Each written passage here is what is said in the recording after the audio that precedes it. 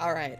This might not be that long of a session, realistically speaking, but I do want to make some progress. I already forgot that I was back here. Um, I forgot what I said I was going to do.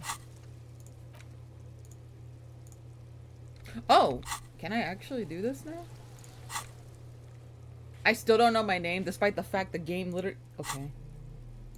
It's the ledger you found in the trash. A cabbage of papers hanging from the board, with the permeables drawer inside. It's barely held together by a clip, then made complete by the faint smell of urinal cleaner. Just relax. The two sides of the board are slightly misaligned, like a drawer that's come off the slides. All you need to do is bend the plastic on your knee, slowly.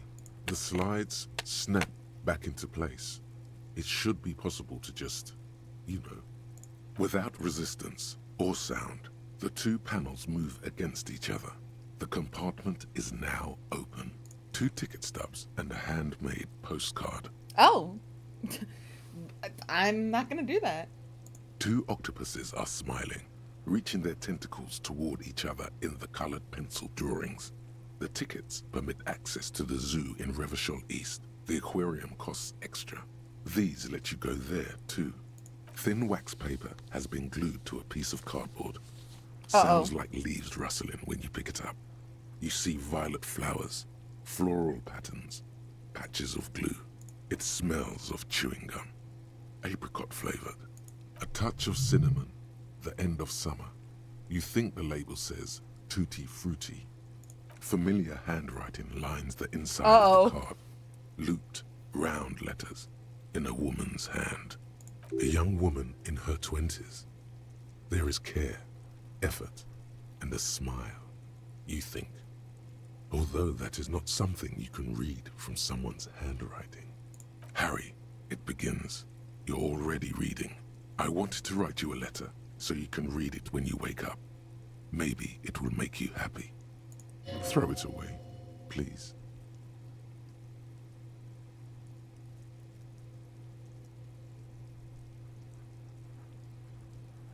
Your hand shakes, holding the card. Every morning when I step out and you're asleep behind me, it says, I find a little piece of sadness in me.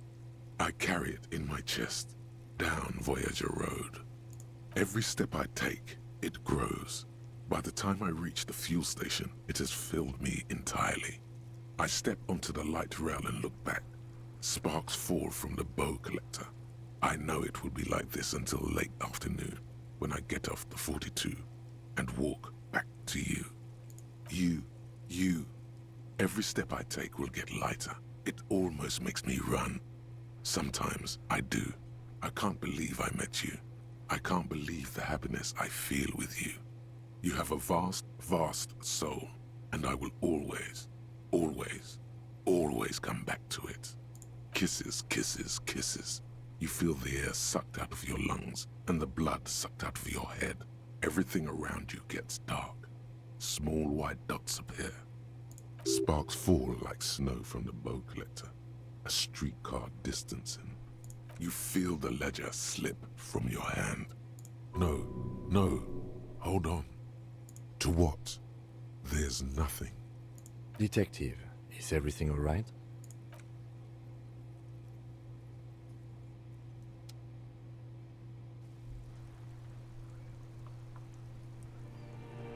Oh! Oh, I did not expect that. Oh, that's interesting. Wait.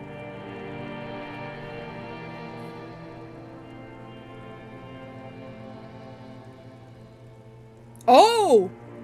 There is nothing. What? Again. What? Nothing sad, brother. No treachery, just blackout. Well, almost nothing. There is the ground below you, that's still there. And the small light that's on, fluttering, somewhere in the basal ganglia. That's me. Blue eyes, that's me. Who was what? He speaks of the sickening longing The unwell emotion. Even in the darkness, he's grasping for it. Still trying to hold on to the great sorrows slipping in the water. Slimy. The call when you're dead, brother. Here in the paleo-mammalian cortex, we call it the shadow. Because it's always there. Tell him. Tell him. Ah, yes. In the olfactory system, they call it the apricot chewing gum scented one. It's unhealthy of them to linger on it so. But as they say, what do you do? It didn't smell nice. It smelled like betrayal. There is no Voyager Road. There are no roads, no houses, no lights in the windows. It's all on pause. Bloated corpse of the past resurfacing. Beautiful. Believe me, stupid ape, its lack of beauty was not the problem. Your name is fuck all. It certainly ain't Harry. Your name is passed out on the ground, dragged around by one of the other evil apes. They're taking you somewhere. Yeah, man. What was that about? You think they would let you? Until you disintegrate into biomolecules? No. Someone is breathing on your face now, inspecting your pupils, stupid idiot. Yes, they're pouring something on you. It's in you. I flipped up, but it's And okay. it's... Delicious. Glowing lights on a dashboard emerge out of nothingness.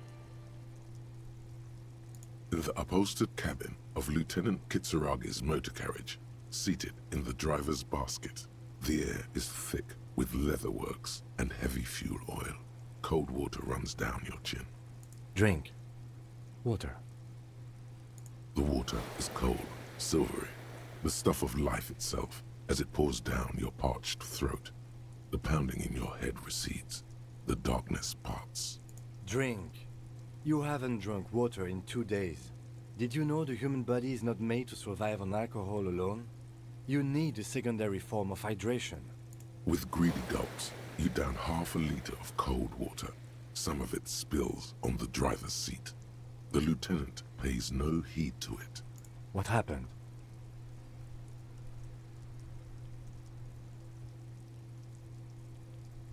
You were reading your paperwork. Then you passed out. I carried you to my kinema to take you to a hospital. Then you came to. 10 minutes, maybe. That does sometimes happen. He replies with such understanding, it's as if the burnt-out ruins of the past were an occupational hazard. Athlete's foot for cops. You dropped these. Are you okay to proceed? Good. The Ledger of Failure and Hatred is a special item that can be used both as an interactable and a tool equipped in your held slot for skill bonuses. Oh, okay, interesting. Find it under the Tools tab in your inventory. +1 Inland Empire, +1 Empathy, and -2 to Authority. Interesting.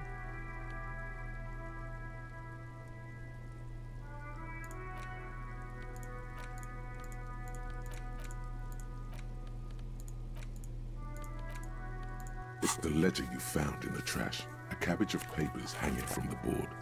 With the permeables drawn. Yes, at last. You find a way How we do, to piece boy? them together using the alphanumeric code on the margin. HDB 41. Date of initialization and time of arrival on the scene. Followed by the title.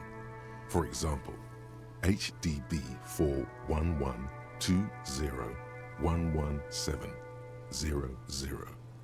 The next world mural. Why, yes, your precinct number is 41.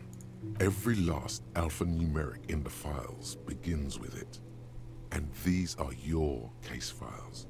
It's safe to say HDB are your initials. Harry Dubois, HDB. That's comforting to hear. Now, Detective, it takes half an hour to piece one of these together, if you still want to. Here are your options. Okay, it takes half an hour. I'll Not do this much later. has changed in the meanwhile. A bunch of sodden papers. Have I officially recognized myself as Harry Dubois? Nope.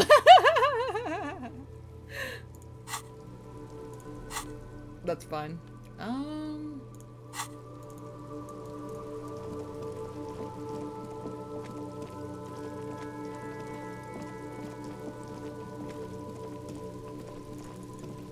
Anything else to say, Kuno? Fuck does Kuno care? Okay, never mind then. Kuno doesn't fuck. Yeah. What was I gonna do next after this? I want those shoes. Oh yeah. That's where I wanted to go.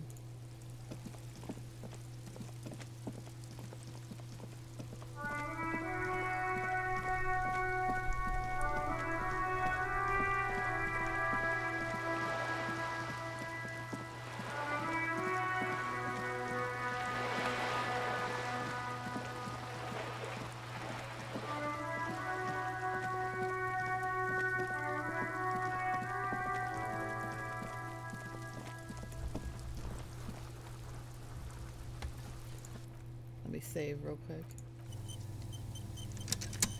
So if I quick save, let me see what does that just make a new? Oh, there's the quick. Okay, cool. Good to know. This must be it. The basement door is weather-worn. The copper nails holding the upholstery in place have turned green from sea air, and there's a knocker shaped like a lion's head.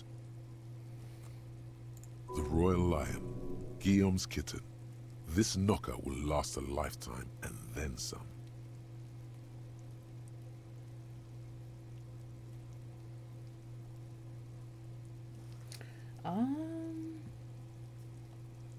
The door is slick with rain. You don't hear any movement inside. In fact, it's oddly silent in the yard around you. No birds chirp. You try to be as silent as you can. It takes a bit of rattling of the handle to loosen the bolt. Finally, the door unlocks with a small clack. Thoughts race through your head. There's nothing else to do than to leave and tell Everard. No conceivable reason for you to intrude on the premises. There might be important information in the apartment. I mean, there might. I'm going in.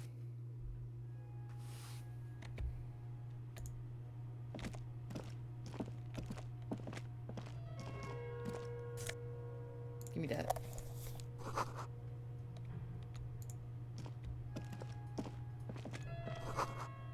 The hidden world of walking sticks.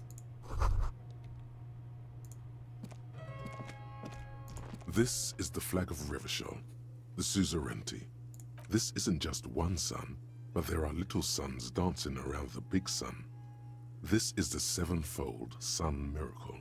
It's an optical atmospheric anomaly the first settlers saw. Happens in cold weather. 6 small suns around the big one. This complex halo phenomena is how old Revachol got its flag. The tenant is an old-fashioned guy. By old-fashioned, he means very right-wing.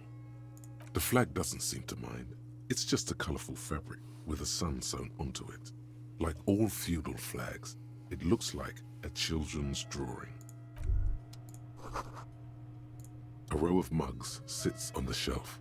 Each one depicts a human figure. A dark-skinned woman grinning amidst mysterious symbols. A broad-shouldered man shoveling potatoes, and others.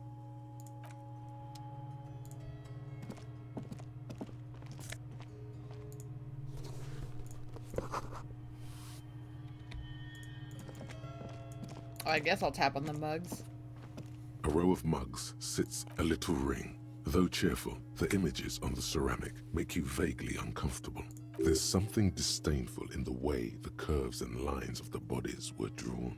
It looks like the artist is celebrating diversity, but underneath, he's just making fun of these people. No one's telling you to like him. You might learn something from him, though. The lieutenant picks up one of the mugs, then puts it back down with a look of disdain. I'm beginning to feel better about breaking into this man's apartment. Yes, your broken mug friend would feel very much at home here.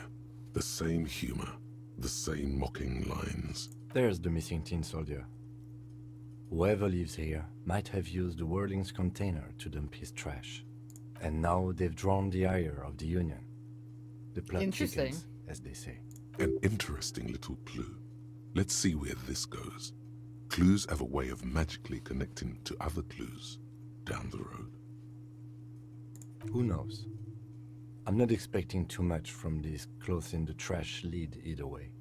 It might turn out to be some random local matter, but still, a nice coincidence. You could ask Everard who this person is once you're done here.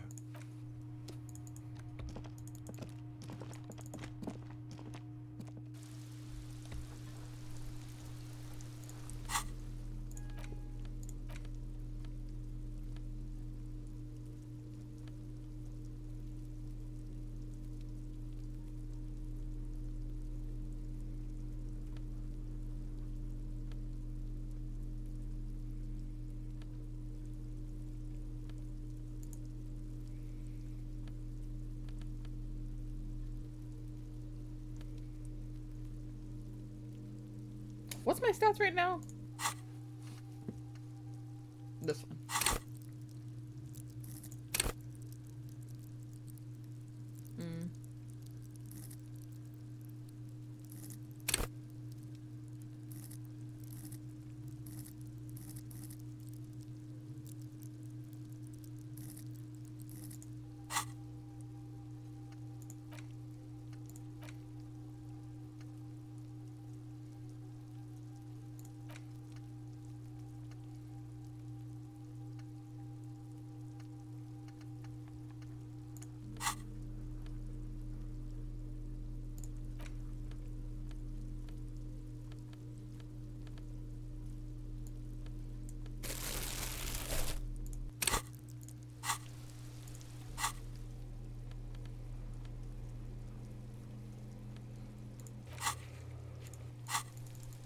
I guess I'll go back to Everard.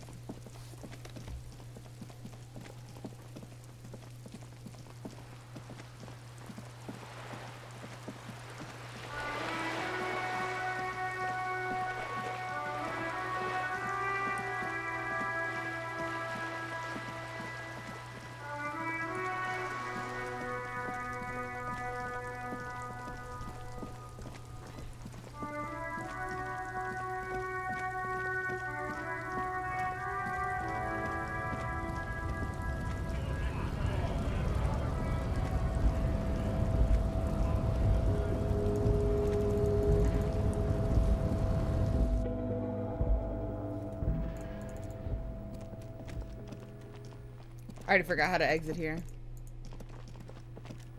This way. Hold on.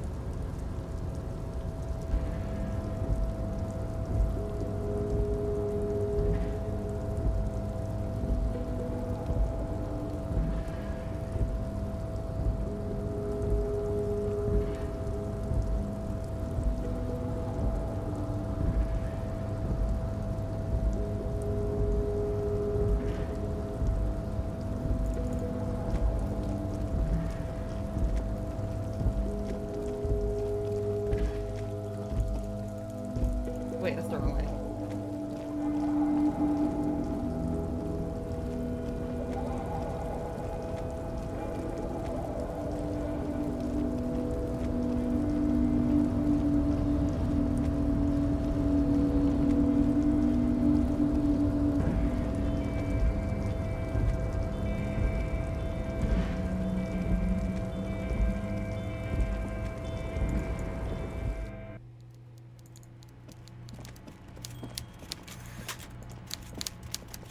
Mr. Dubois, a pleasure as always. You don't have to sit down this time, since you've already sat on that chair. I'm very glad to hear that, Harry. One question. You didn't actually happen to stumble in and see what's inside the apartment, did you? He's trying to figure out if you're lying. You're right, Harry. You only had to unlock the door, which you did. So we're all good here. He was testing you, and you succeeded. Hell Now let's yeah. get Just down to lie. brass tacks. It's time for men like me and you to figure out who's killed who and why. Real police work is gonna start happening now. I promise you, Harry, this is gonna be good. By now, I'm sure you've figured out who the dead man was working for. The bad guys. Wild Pines. Sent to scare us. Another violent measure of the top hats against us flatcaps. Harry, this strike is the culmination of many, many mistakes made by the Wild Pines group. They tried to shut the strike down by sending in armed mercenaries. You mean our victim? A security contractor?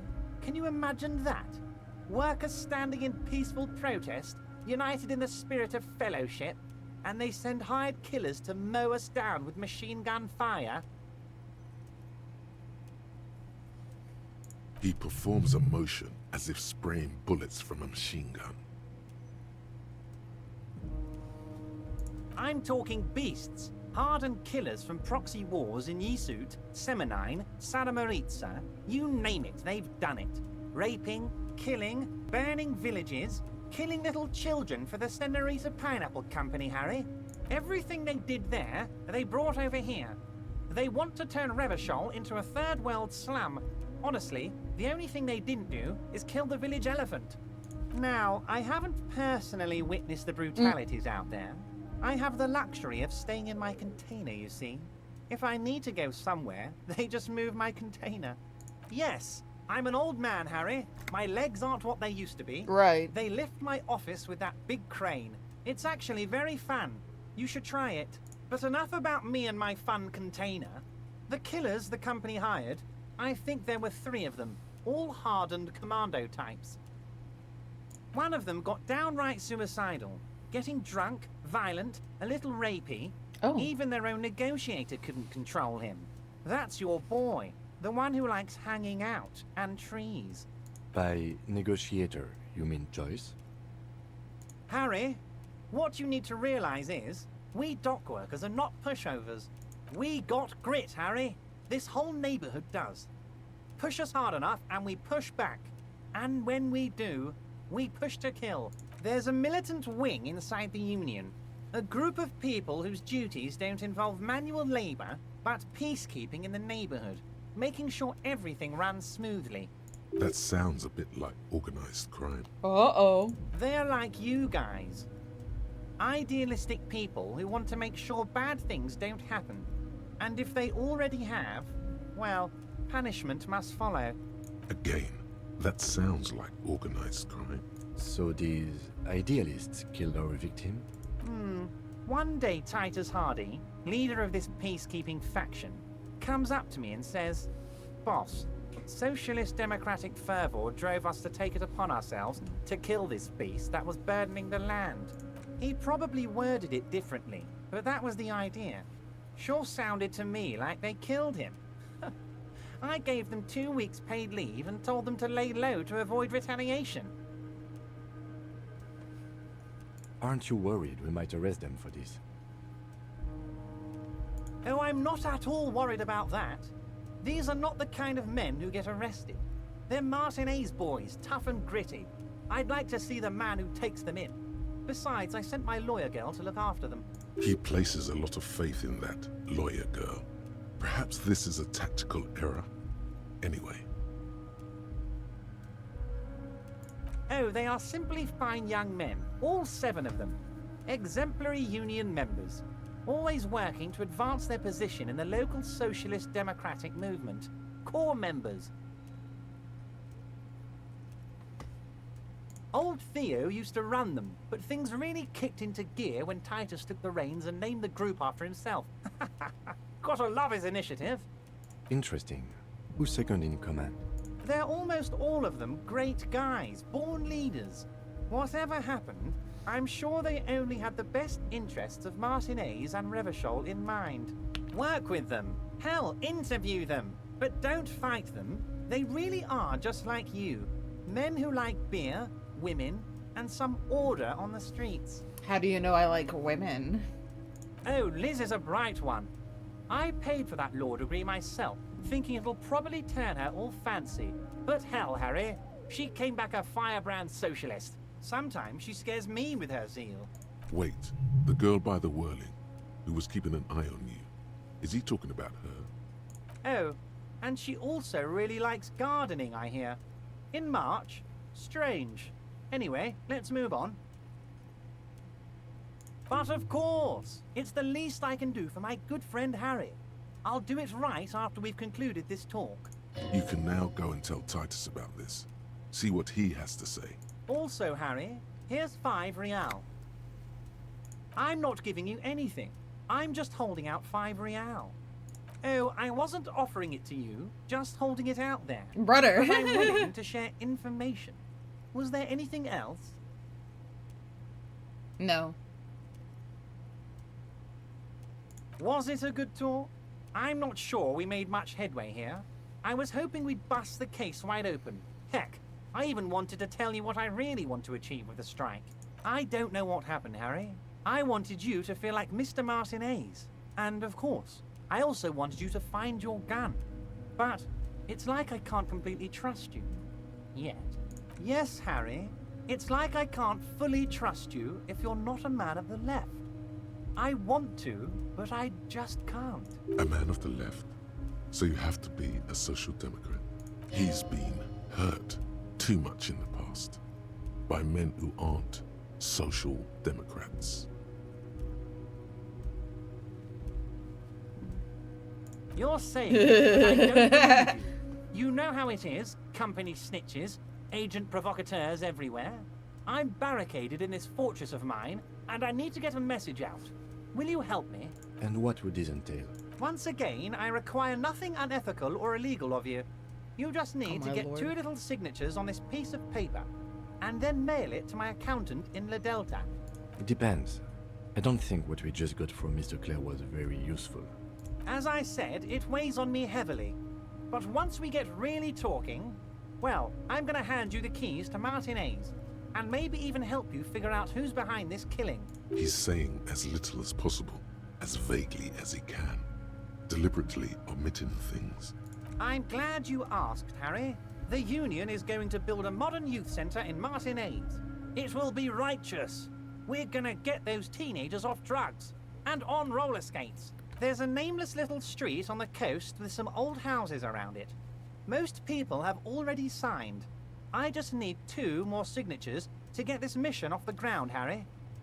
On the coast, Harry, across the canal.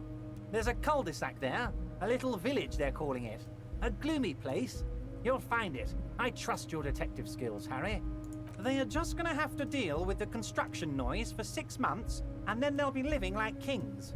Right next to a fancy new youth centre, designed by the best architects from Stella Marie. Is he absolutely sure the tenants won't be thrown out in the street? Am I? Harry, these people, Martinez is the most important thing in my life. I would never let anything bad happen to them. We're gonna build a youth centre there. The value of their properties goes up and kids have a place to play in. I'm looking out for these people, not pulling the rug from under them, Harry. I'm looking out for all of Martinez, not just the harbour. You bring joy to my heart, Harry. Such a pleasure to be working with you. Here. You need to get signatures from Isabel Sadie and Lillian Carter. The cul-de-sac is right past the pawn shop and across the canal. I hear there is some trouble with the water lock, but they should fix it by Wednesday morning. Once you have the signatures, mail this to 13022 La Rocca in La Delta. Then I'll know you're a solid socialist. See you soon, debardeur. Just kidding, but not too much.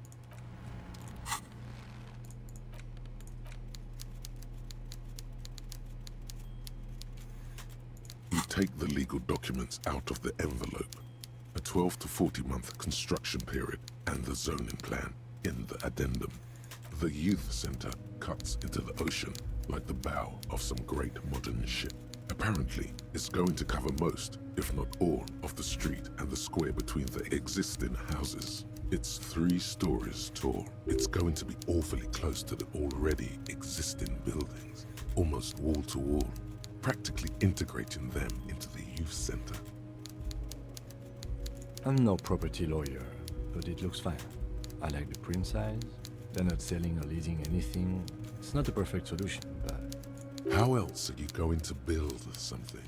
It's always inconvenient to build things, and citizens inevitably have disagreements over such construction projects. But there's no other way. There is no loophole. The simple truth is, the current residents are going to lose their street access, and for the next 12 to 40 months, their lives will be dominated by constant construction noise right next door.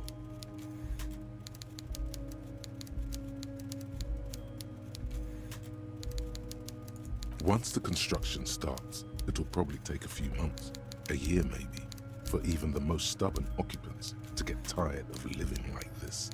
After that, they'll sell their property for cheap and move out.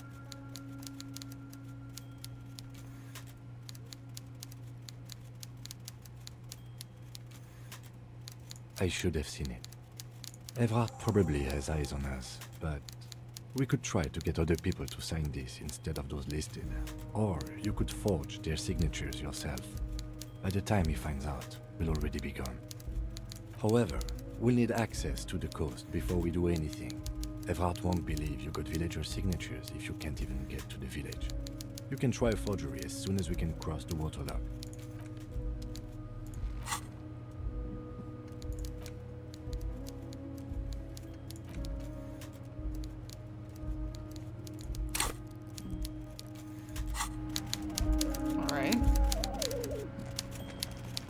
I can go back and talk to the things.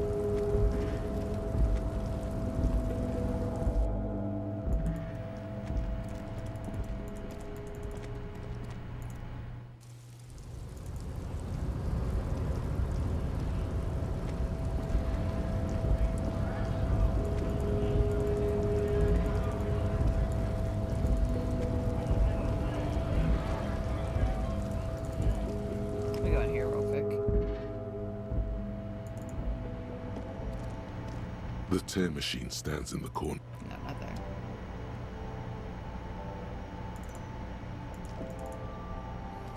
You see several packaged raincoats. Phil.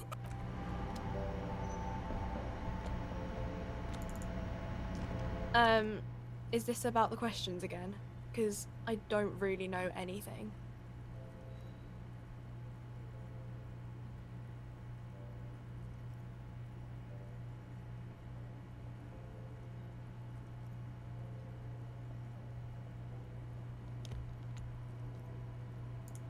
Wait, novelty check? Did I already forget that I had that?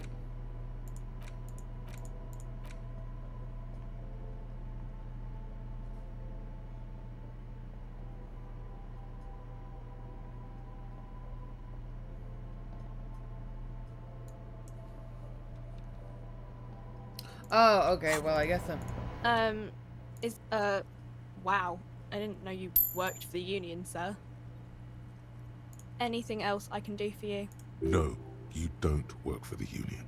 The Union works for you by supplying you with cash. That was easy. Worryingly so. A warehouse? I don't know. Maybe. I don't really care what for it does. She scrunches up her face. into an expression of consummate adolescent skepticism. Fine. For it doesn't have a warehouse. Just a little back room here. Okay? Alright.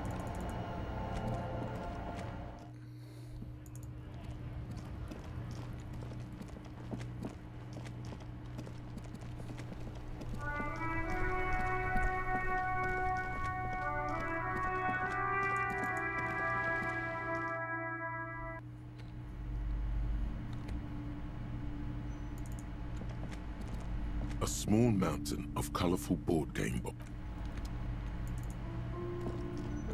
The display rack is brimming with worn paperback.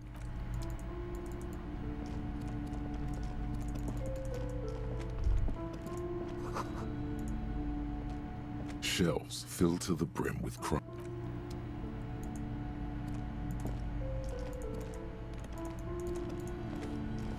Did I ever check that spot? I don't remember. Several maps have been attached to a bulletin board hidden inside the alcove. They're held up by small pins.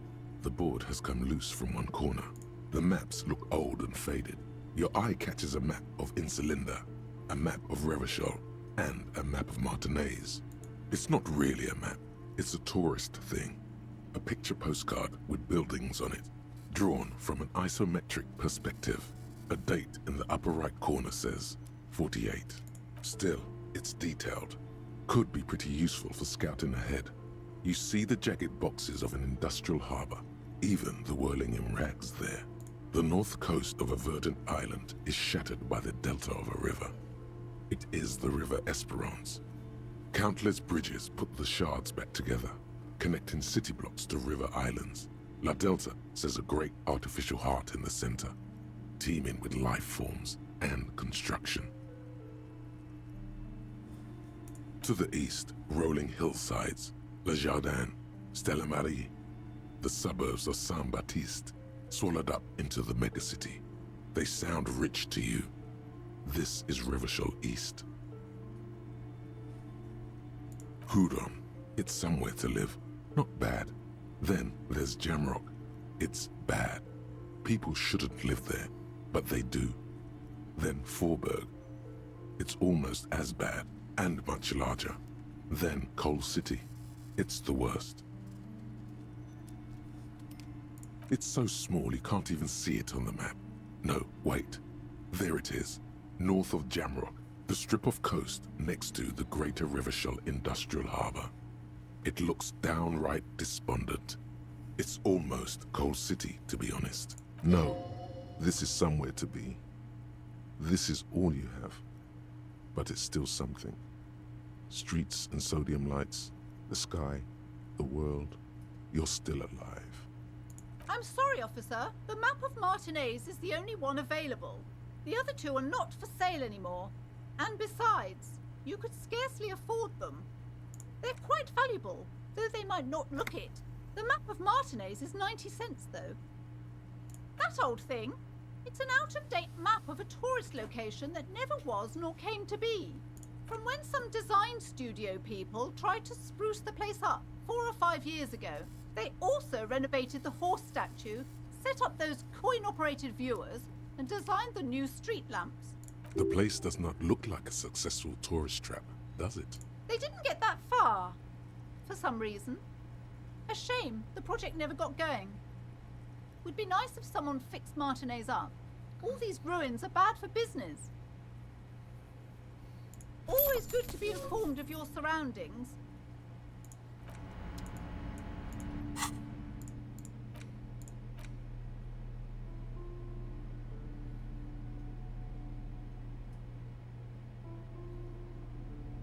The worn map features the patchwork grid of the streets of Martinez, with directions to appropriately touristy locations. Year 48 resides on the upper right corner. Your finger moves through the various streets, across Rue de Saint-Ghislain and Rue Saint-Sipar, over Saint-Brun and Martinez North, finally coming to a halt on the spot where you are currently standing, although the map gives no such indication itself. For a more detailed view of the map, go to your journal and select the Map tab.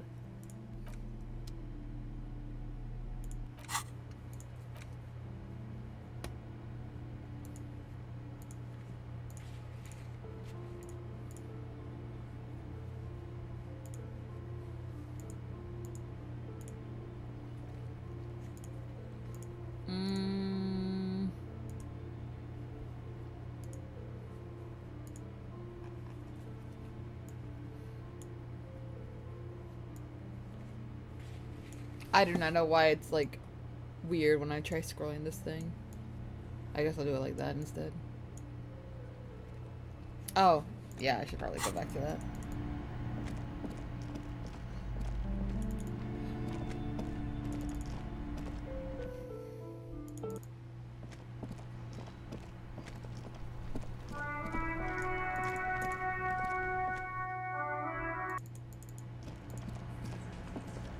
I've got nothing to say to you. Why are you wasting your time? Looks like the circus left town, but the clowns are still here.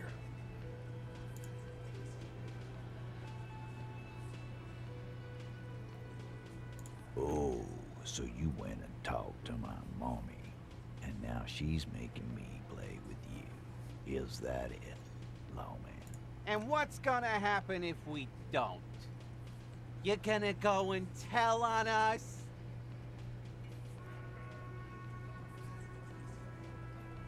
Oh, no, Shanks, you hurt his feelings. Please, Bruh. ask your little questions, little guy. Oh, And what's gonna happen? yeah, I heard him. The fuck do you think I'm doing here? You'd have your ass handed to you if it wasn't for the boss man's word.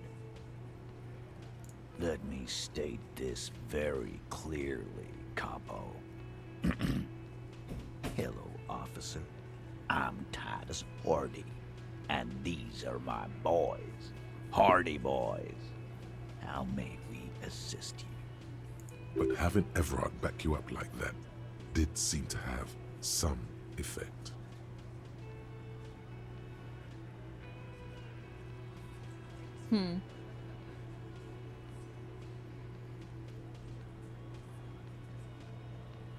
I mean, I guess. Establish authority. Yes. Authority. Feverish thoughts race through your mind. I need your gun.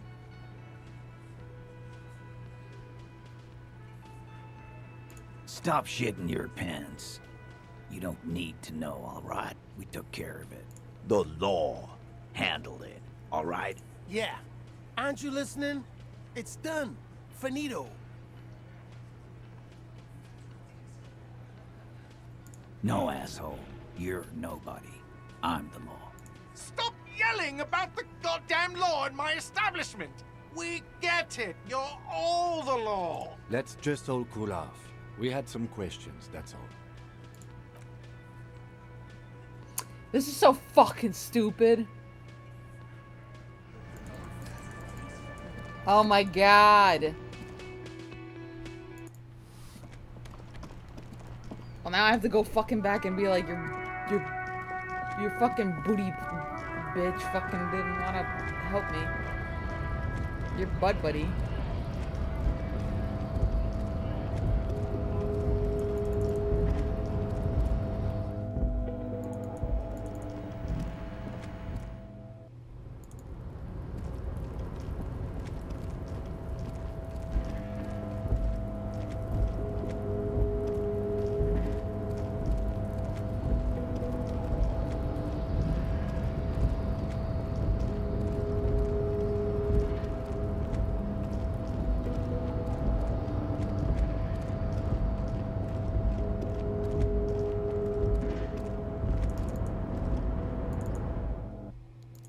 Bitch. You big bitch. Mr. Dubois, I hear the meeting with Titus was a glowing success. That's such a relief. Titus can be a handful sometimes. Now, what can Everard Clare do for you today? Hello? Most certainly, Harry. Nothing brightens my day like brainstorming these things with you. By all means... What?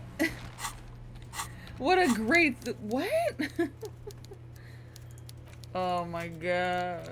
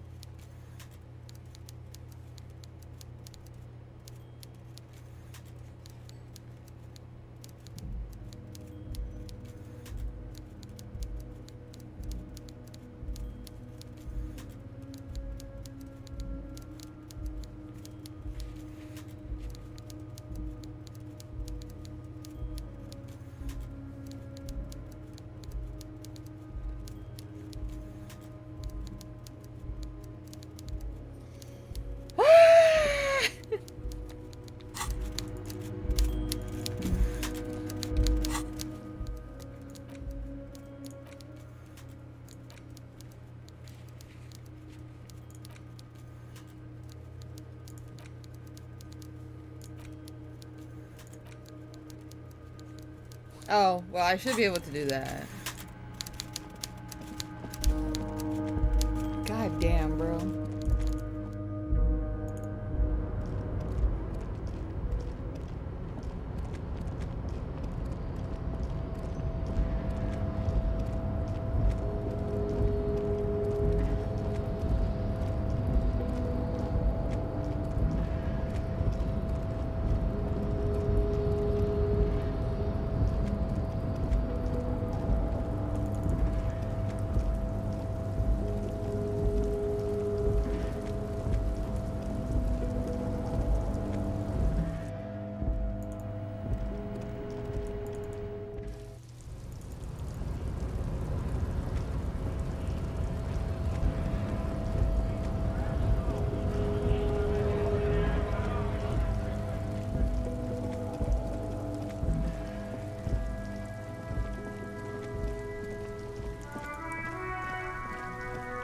Inside, you see a set of steering levers, a radio microphone, a metallic drawer. That's not what I wanted. Pull-out toolbox slides back. This is Precinct 57. How may I assist you? Not yet, but I was able to convince the database people to share private sector information. They promised to get back to me by tomorrow morning. Do you have any Oh, other did I questions? already call? Oh, I guess I did. I just forgot. 57, over and out. In the cabin, you see a set of steering levers, a radio on a hook, a pull-out toolbox, and the soft glow of the fuel preheater gauge.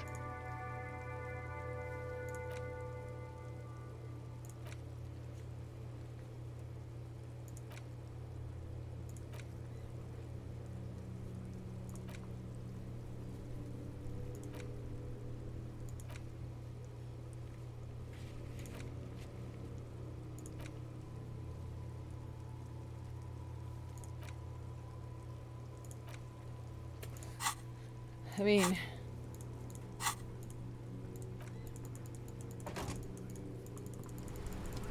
I guess we'll go this way.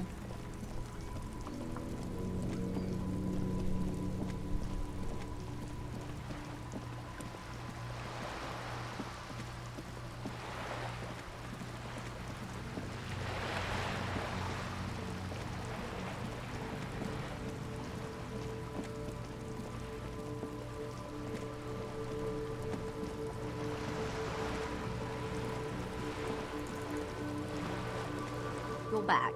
Good. What can I help you with? Not an umbrella, I hope. I don't need one myself, you see.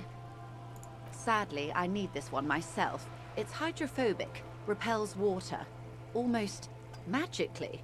The company makes them for offshore platform personnel. Very sturdy. What I can do for you is answer some questions. Nothing like talking to pass a rainy day. More lessons in basic reality. My favorite part of the day. Go ahead, ask me anything. A bird? A sphenicid? A flightless bird of the polar regions? Ah. This is the pier of Rue de Saint-Ghislain, 33A, where the tenants have been kind enough to rent me a slot or two. A pre-revolutionary tenement. Old buildings are called tenements, you see. And new buildings, bâtiments. After les bâtiments nouveaux. But 33A and 33B are not nouveaux. They're old.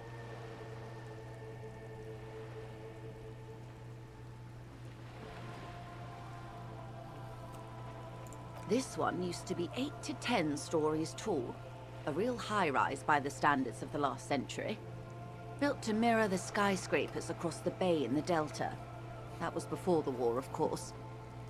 Mostly the urban middle class, I believe. This was once primo real estate, before the cannons lopped 4 or 5 stories off. Splat, splat.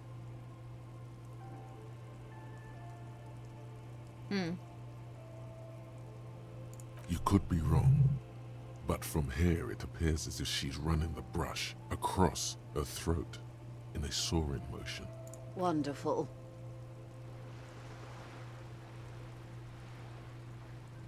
The girl in the old lady rags.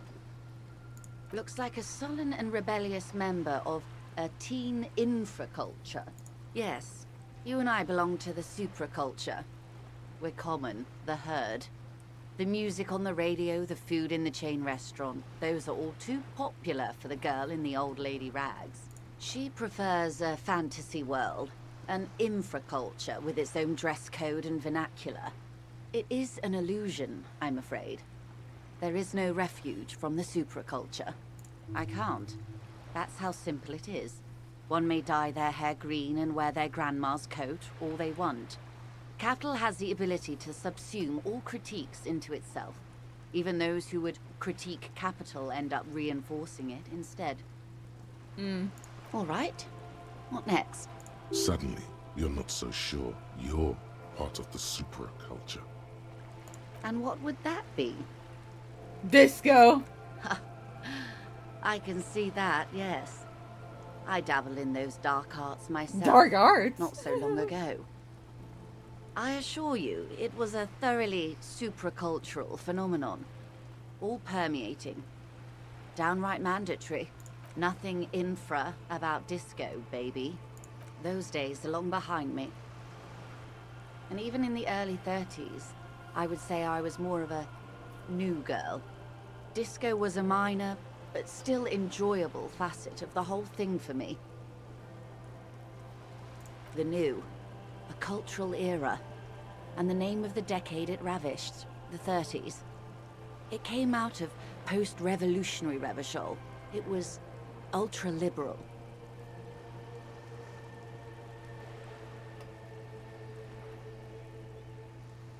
It involved lots of partying, as you might imagine, and champagne-colored everything.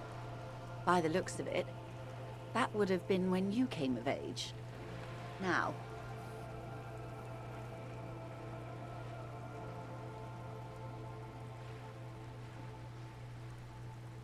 maximum brio, officer. These are unimportant times, Detective. You and I were born after the dust had settled. 1,000th of a second too late for the big time. The revolution. It's quite easy. Every 100 years or so, our species gets together to decide what's next, who gets shot in the head, and who gets the mineral rights. It's a real kerfuffle. Why, of course. We're talking Duke out Central. Full swing intraspecies warfare. No, I would say the apes were neutral. On the other hand, those would be the communists. Generally speaking, 40 million people got shot in the head during the World Revolution. But the communists, they all got shot in the head. Oh, and the anarchists too. They shot them well. So well, one forgets they even existed. She likes the totality of it. Did they ever? Before they got shot themselves, they shot 2 million people. This does not represent the official RCM opinion. Don't worry. Klaus Mazov shot 15 million people in the head. But that was all the way over in Grad. Oh, lots of people. Even the king got shot in the head, or thrown beneath a horse, or drowned. Accounts differ. It was unceremonious. Just as well, he wasn't actually the king. Just the king's nephew. The real king abdicated and lived out a long and productive life as a venture capitalist in Grad. I prefer the term risk-averse. King Guillaume was nobody's fool. He could smell a PR disaster brewing, so he got out alive, and his nephew Fricelle got shot in his place. Him and tens of thousands of his wonderfully fascist kingsmen. It was a wild time. They are what they are. Who knows? An afterbloom may yet come. Anyway, enough sentimentality. Is there anything else you want to know?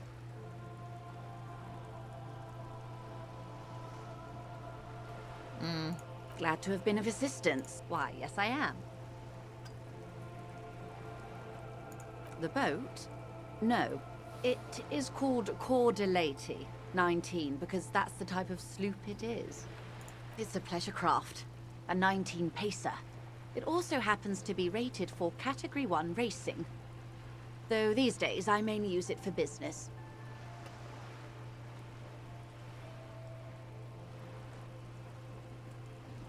My sloop? I like it a lot. It's the eel's hips, baby. I'm enjoying this part of the interview. It has so little to do with the murder we're investigating.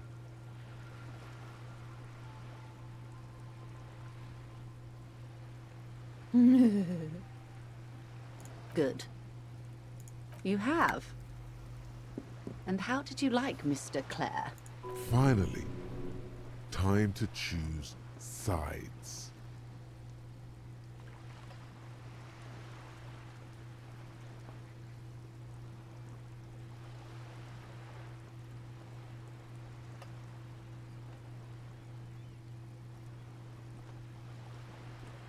Of course, Detective. Excuse me for implying otherwise. I think that's a smarter choice. The RCM does not pick sides in this. I hope it doesn't come off any other way. Of course. And I don't expect you to share anything he told you with me. I'm not a corrupt verm myself. However, if you felt like discussing something, how could I stop you? Are we not human? Are we not curious to hear another person's take? It's only natural. We would only be gossiping. Intellectually speaking, it would be quite interesting to hear what she has to say about these things.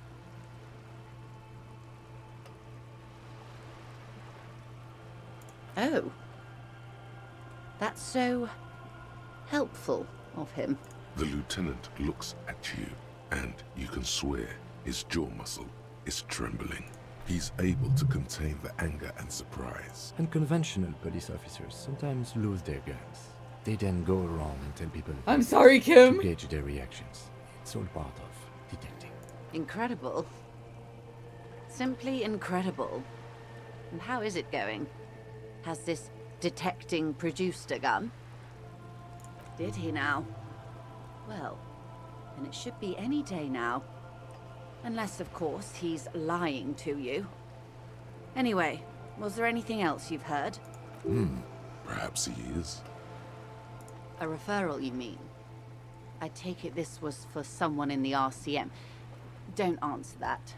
Such referrals may sometimes get you information from a man like Everard. Did it? Detective, I advise you to be very selective with what information you choose to share. This may have consequences beyond our line of sight. Naturally, Detective. There are lighter topics to gossip about. Sounds like he has you running errands, Detective. A well-established dominance ritual. Where did he have you deliver it? Ah, yes. I've been meaning to go there. With longing. Clear and simple longing.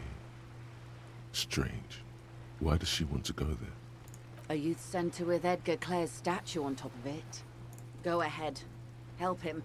Make it so. I have no power to stop him. I should be. In my youth, I had a brief dalliance here in Martinez. He was an older man with impossibly broad shoulders. He's probably dead by now. Even his shack is long gone. Not that it matters. These buildings are all carbon copies of one another. Yes, I was slumming it with some girlfriends of mine. We had boats and... Don't hold it against me. My paramour certainly did not. Not overly so. It's not like this was the only place we visited. Me and my girlfriends from Azon with our shiny boats. Like reavers. We told ourselves we were the worst thing to happen to the coast since the Coalition landed in '08. Imagine. Yes. I'm sad I'll never have the time, Detective. I've always wanted a dilapidating fishing village. She is more defensive about it than usual. Full of ghosts and ancient memories. Has this errand yielded you any information? Of course, Detective. Should something come up later down the road, don't be afraid to drop by for a chat. Until then, Is there anything I can help you with?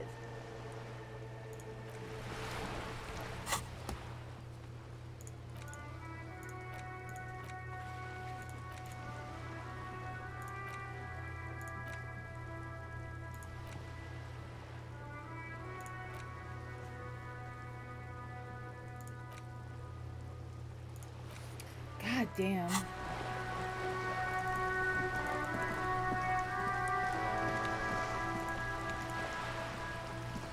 Yes? Nope.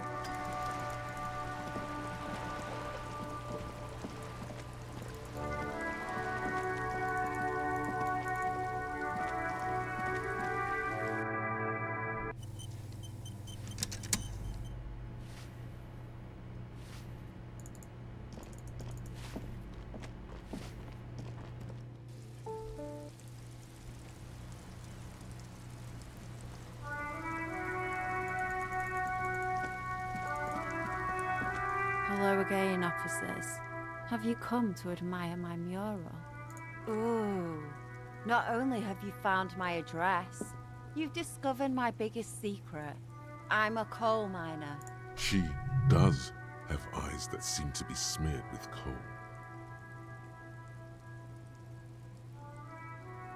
Does anyone in a city like this? Yes. I keep hoping a shaft will collapse on me, but somehow it never happens.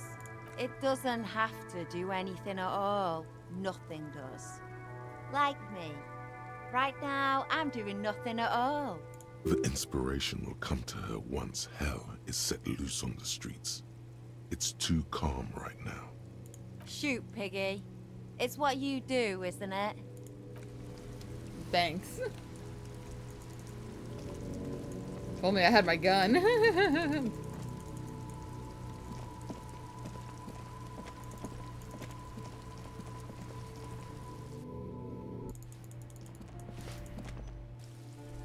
Let me try heading down.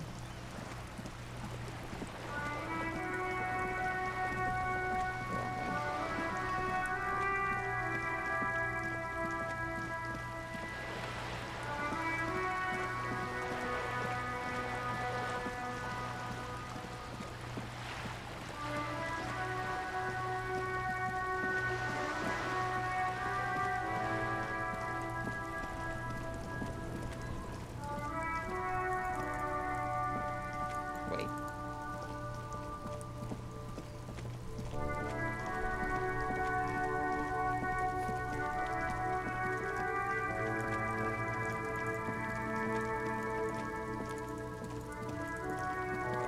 This is the thing for that.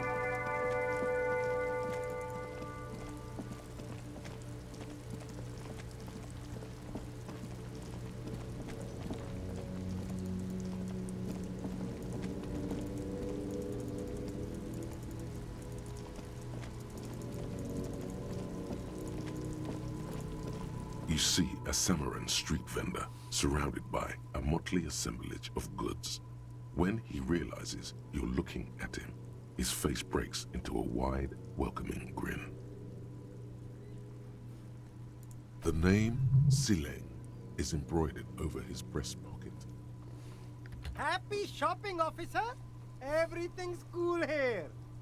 Everything's cool. The goods are cool, the customers are cool, the place is cool. And one more thing, officer, you're very cool. You feel a twitch in your index fingers. There's a finger shootout brewing.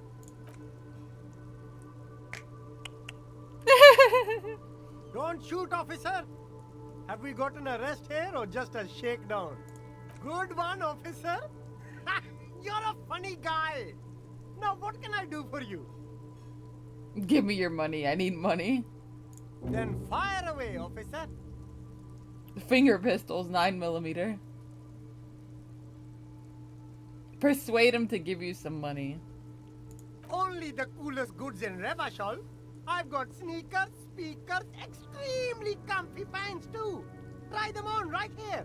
No shame, only freedom. No need for discounts at ceilings, officer. Everything's already on sale. Anything you want. 50% off. But did he first mark them up 100%, just so that he could put them on sale? My man, you know how the game is played. You and me, we should work together. What do you think? Shake things up? Good joke, officer! Here we don't have permits, just economic freedom. Take a look around. You glance around the decrepit buildings, the miserable weather, the sidewalks strewn with sunflower seeds and a dust-choked air. It's beautiful. Beautiful freedom. It is, yes. Anyone can set up their shop whenever they feel like it. That's right. No permits, no bureaucracy. That's why this city and its law officials are so cool. Hyper cool. Anything for you. Me? It's a boring story, officer. Who cares about the past? I'm all business now. All revolution.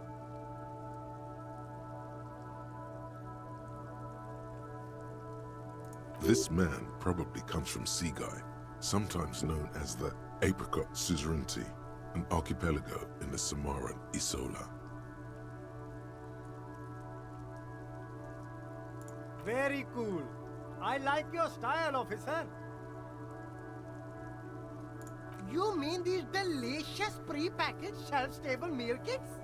Really easy to cook, no hassle, really cheap too. Buy some, try them out. No hassle. There's a little of a hassle here, it appears. A moral hassle.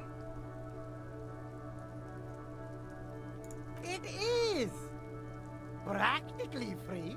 Yours for 5 cents a piece. Rock that tuna. Why not some macaroni too? No problem here, officer. I get all this from one of my suppliers. An extremely reputable guy. Wait. Humanex. Humanitarian aid.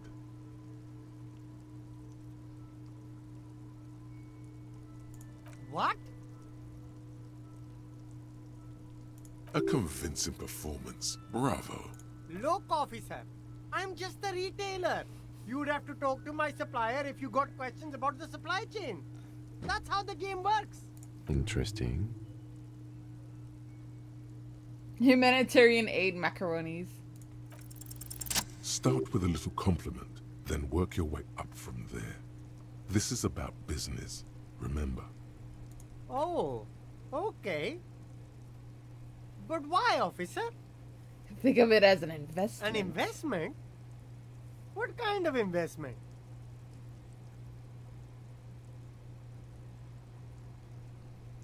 I'm not gonna confiscate this humanitarian aid that you're reselling. That! You drive a hard bargain, officer. I respect that. Okay. What's it going to cost me? Be reasonable.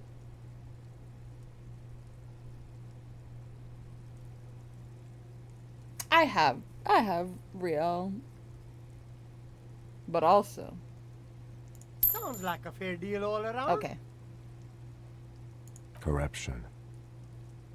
It's just like bus or seagull. A kid watching out of a window describing things going by. He doesn't like it too much, but what do you do? I'm sorry, Kim. I gotta stay at home, bro. I gotta stay in the fucking inn. Bitches gotta make money.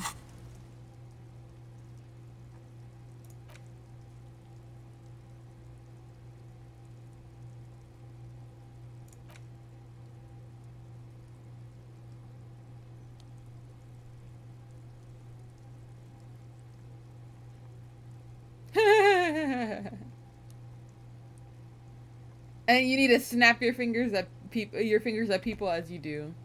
So real.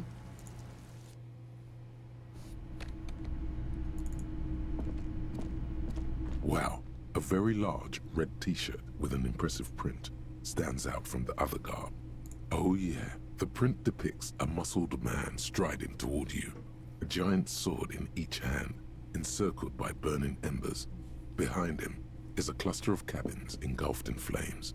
Beneath him are the words, Hjelmdal burning. The antlers on the hood of the man's cloak and his piercing blue eyes are familiar. I doubt the real man from Hjelmdal was as poor a role model as the one in the popular literature. But yes, the books are very sexist, in a not entirely unenjoyable way. 2 real. That's dirt cheap. But why? I deal in goods, not services. Welcome to Hjelmdal, officer.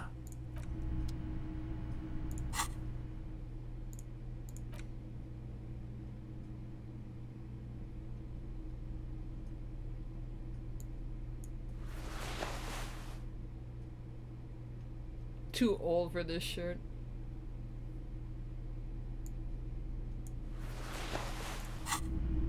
I'll on to that for now. A typical Martinez streetlight sits among assorted floor and table lamps.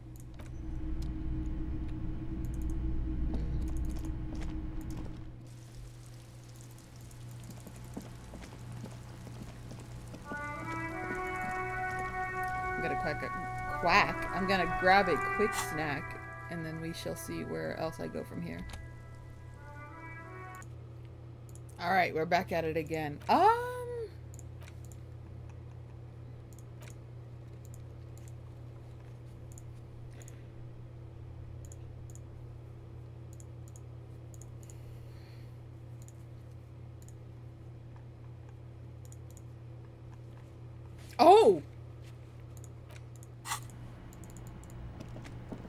Let me go check on that.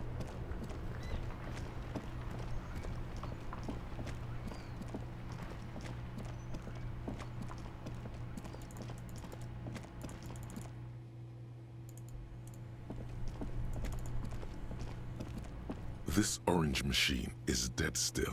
Bruh. It has a hand-cranked ice cream churner and an electric freezer. The ice around it slowly melting.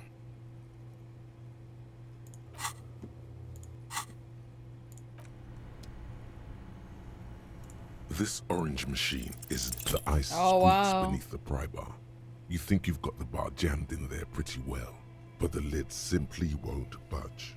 You see the pry bar's metal handle bending right before your very eyes. Yeah, well, that's a good pry bar. I'm not criticizing it, but this ice cream maker is frozen shut. It takes an advanced tool to get it open. I have no idea, officer. This ice cream maker isn't important enough to requisition a special tool. Sooner or later, you will stumble upon a tool mighty enough. Then we will know what's in this mysterious ice cream maker. Both cables are unplugged from the breaker box.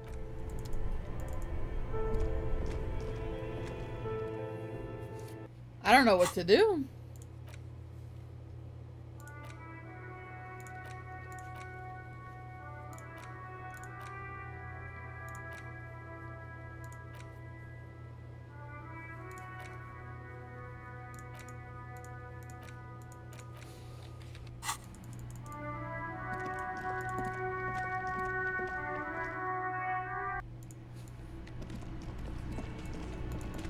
Give me that. Give me your fucking money. Bruh, get in there. Give me that shit. Behind the dockworkers, a ceiling height window. The hawthorn branches scrape the glass like bony fingers. Looks like the circus left town, but the clowns are still here.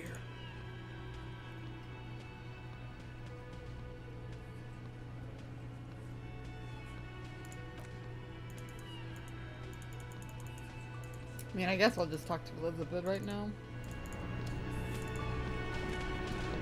I've got nothing to say to you. Why are you wasting your time? Obviously, I'm a lawyer, a legal counselor for the Dock Workers Union. I would urge you to consider what you say to my clients. What you want is of no significance, officer. Don't test your authority. In Martinez, you are no one. What are we going to do to you? The Union isn't going to do anything to you. It is not a crime syndicate. It is a labor organization. Goddamn right it is. If anything, it is the RCM who do things to people. But we digress. Aggressive, you make your living enforcing violence. These people are just dock workers. Just dock workers? Do dock workers spy on the police? We let you off easy, miss. Don't think it will happen again. We've talked to Everard Clare. We know who these men are. The Union's militant wing. Listen, you moral intern lackeys. You're a mob, enforcing the unlawful privatization of Revachol. 20 fat men in the Occident are stealing it all, and you're their bodyguards. Fuck yeah. So ask what you came to ask, or get back to your commanders.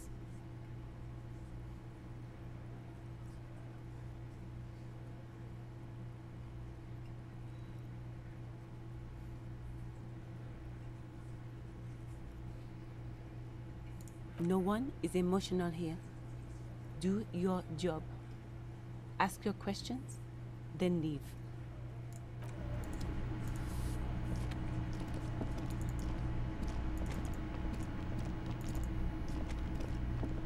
Can I help you? Got the 20 real? Good. You got the room for the night, but remember, you'll need another 20 real tomorrow. Oh, hello, dear.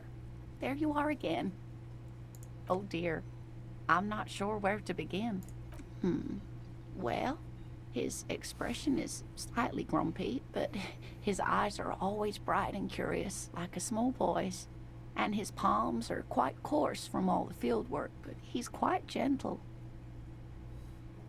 You can't go around Revachol feeling grown men's hands. If you want to find her husband, you'll need more concrete information. Oh, well, he's a bit shorter than you, but with a larger frame, and he has longish white hair, usually a bit uncombed. You might say wild, even. The lieutenant pulls out his notebook and begins jotting down the woman's description. One other thing, he'll likely have all kinds of field gear on him, even if he's not out in the reeds, you know, just in case.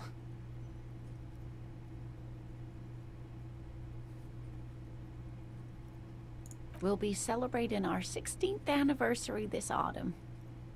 Not the most numerically satisfying anniversary, but I like the less obvious milestones even more somehow. By a dating agency, I'm ashamed to say. I was looking to get back into the scene after recovering from my accident. And he'd just divorced. We hit it off, and, well, here we are. She's skipping over some important parts. Perhaps you'll find out more later. I hope I've been useful.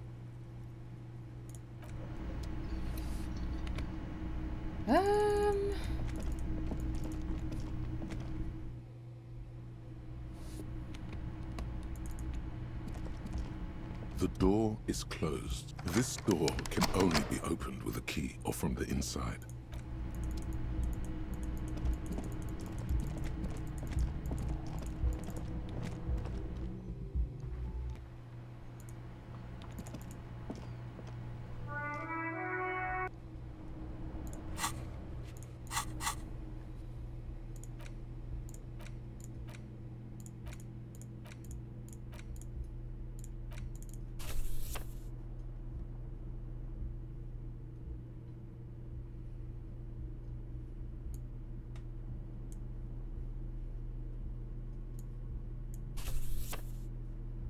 It's the ledger you found in the trash. A cabbage of papers hanging from the board. With the permeable, it takes about half an hour to piece one together, using the system you've devised. Which one do you want? AKA Leslie and Burke. AKA. The public indecency drunk and the property damage drunk is a cursed case. It has been passed from unsuspecting officer to unsuspecting officer for 10 years. On January 29, the unsolvable case made its way to you. Why you accepted it, it is unclear. Every officer, and indeed most civilians in Jamrock, know it's unsolvable.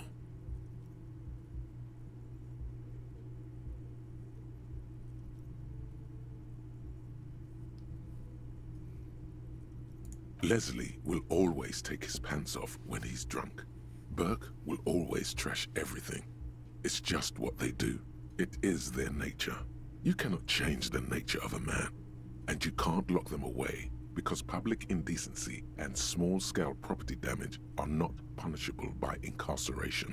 The only way for Leslie to stop flashing his genitals to bypassers and for Burke to stop dismantling signage and rear-view mirrors would be for them to stop drinking alcohol, which, in their 40s or 50s, it's hard to tell because of their distorted features, is a medical improbability on par with you ceasing to produce the expression.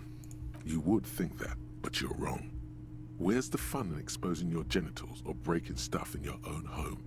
No, Leslie and Burke are on the corner of Main Street and Perdition because that's where the action is. Can you keep yourself off the streets? Threatening fines, dragging them to the station, locking them up in the hellholes they live in, locking them up in the station, hypnotherapy, even trying to get the local gang of Zemyaki to take them out. The Zemyaki gave them ethanol so Burke and Leslie would expose and rampage even harder. You tried it all, and still the complaints wouldn't stop, as they hadn't stopped for 10 years. It's plain to see from the files that you, Satellite Officer JV, and Special Consultant TH had more important cases to attend to. You uncover cross-reference to several ongoing investigations, each brought to a standstill every time you drive down Main Street. Because there they are, on the corner of Perdition. And what is Leslie doing?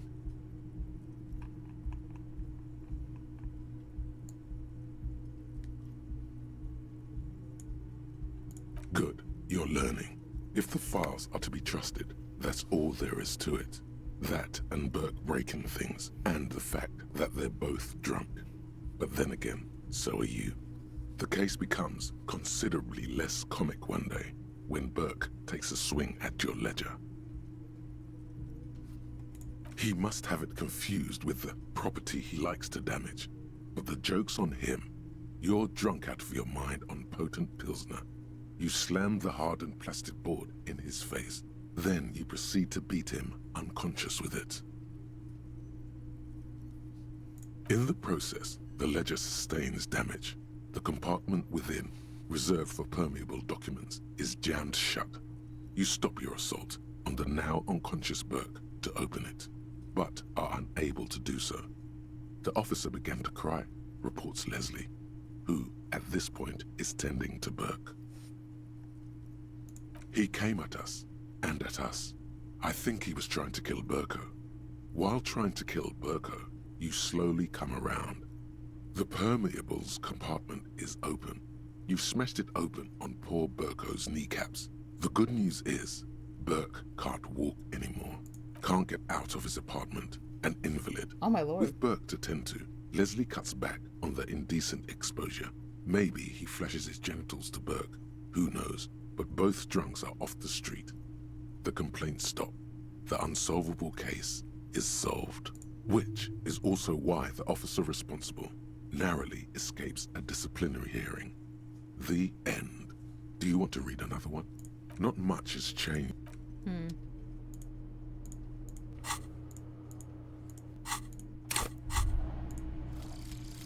Jamais vu. Derealization. Jamais vu.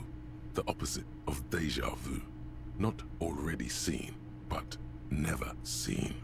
Everything that should be familiar appears strange and new, like some half-forgotten day in your childhood.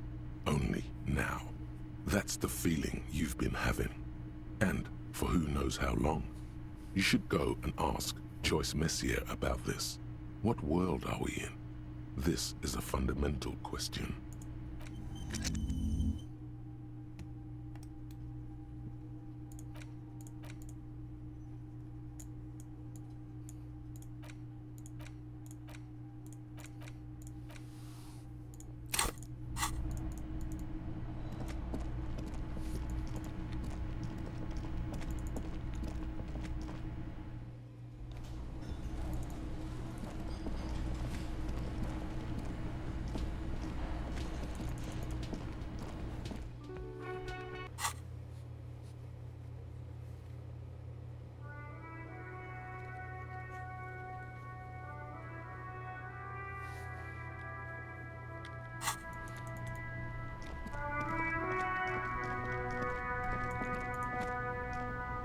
Still here, stuck in this damn jam.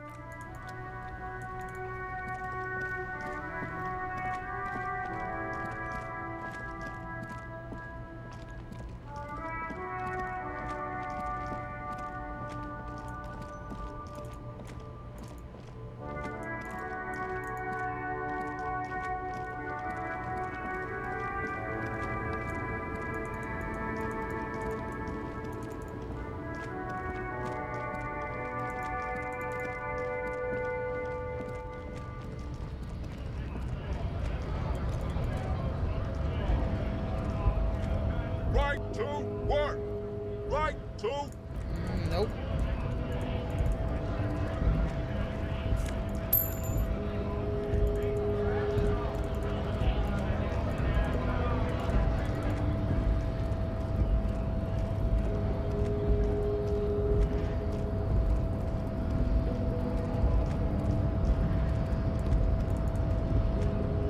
Your race descent has temporarily halted, but you will fall again. Nope.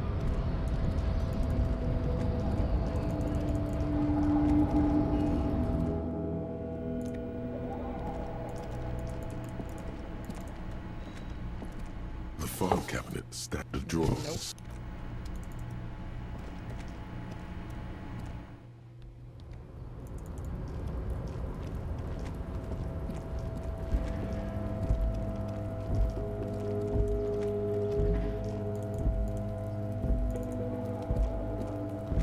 This is the night watchman's booth.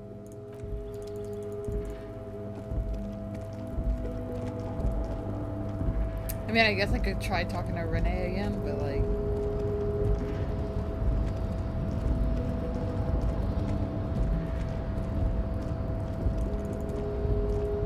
You're back before the cargo container. Its drawer has not lessened since you were last here. If anything, it seems to have grown slightly. Do I just... You know what? I don't think this is gonna work anymore. A rusting control panel with no screech of metal when you push the button this time. Only silence as the crane remains in its state of dormancy. The crane does not return to its original. Well, never mind then.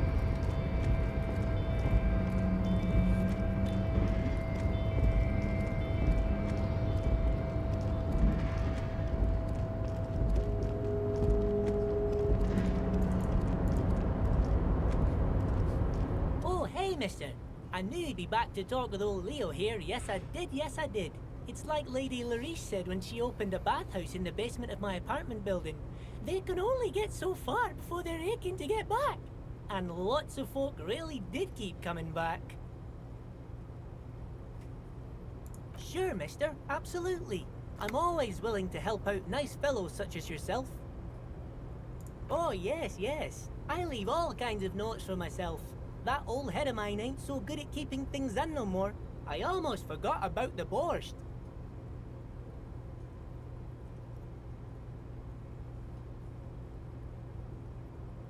Oh yes, I've been taking special whirling borscht to the men every day since the strike started.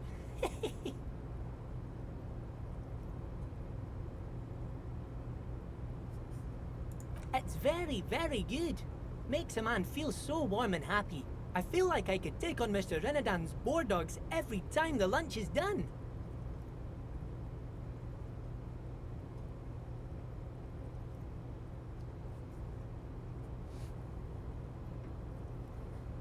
Yes, yes.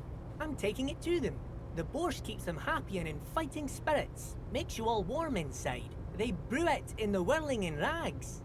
Oh, the whirling's cook. He makes it. Them is always talking with Mr. Manana in that weird language and laughing together. He doesn't speak what we speak. He's from Grad. Oh, sure, mister. Sure. You do that. Yes, sir. He didn't actually understand what you meant, and now he's just nodding along. I mean, I guess. I guess.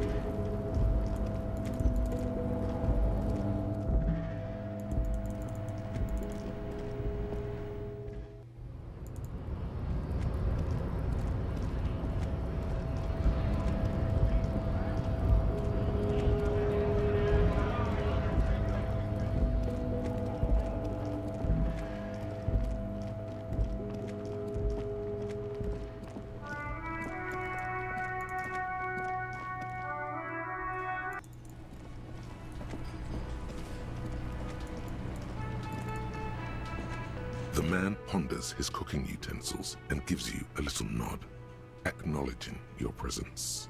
The man says a couple of sentences in that strange language of his and then seems to wait for you to speak. I'm pretty sure he asked you a question. He doesn't know your language. You can just say something cool in return. Just one word. Sounds quizzical. Then he awaits your answer with his brow arched. Borscht need more vodka? Okay, so it's vodka that keeps the men happy and in good spirits. Clever move by the Union. Of course, vodka. Now that makes a very, very special borscht indeed. Turn it up and then ask for some yourself. Turning it up seems like a dangerous idea, honestly. The place is a powder keg.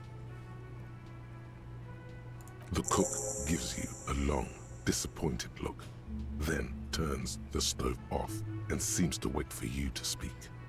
The mention of mañana gets his attention. He smiles and delivers a whole slew of unfamiliar words and lively gestures. Then he falls silent again.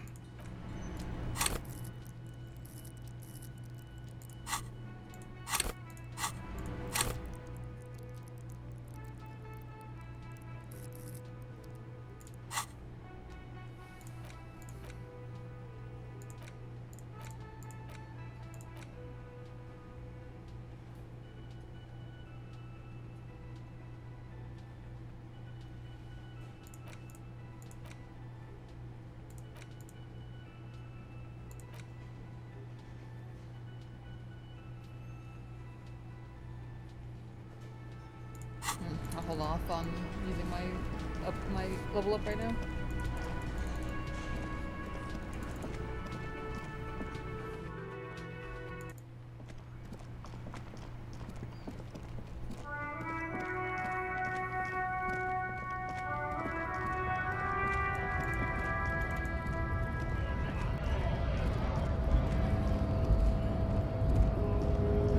Hola, Wandering Man.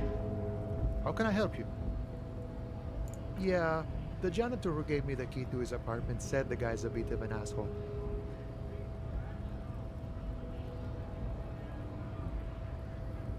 Yeah, it would be really bad if we got into an argument about it. Waste of a good noon. Or afternoon. Or night. Anyway, thanks for helping out, friend.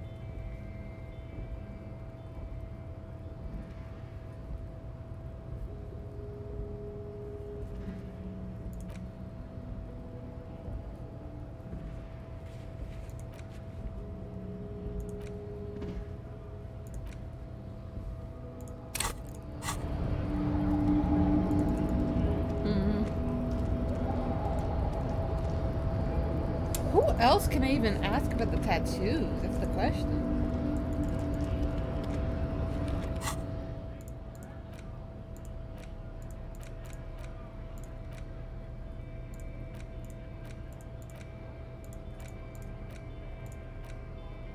An intricate web of blue. The pattern still kind of has an ethnic feel to it, but nothing familiar.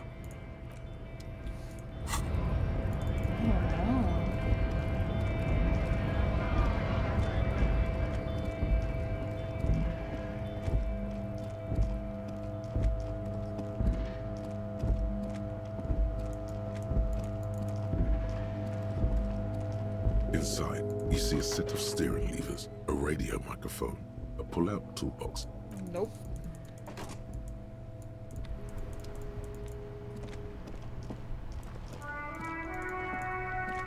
Ah!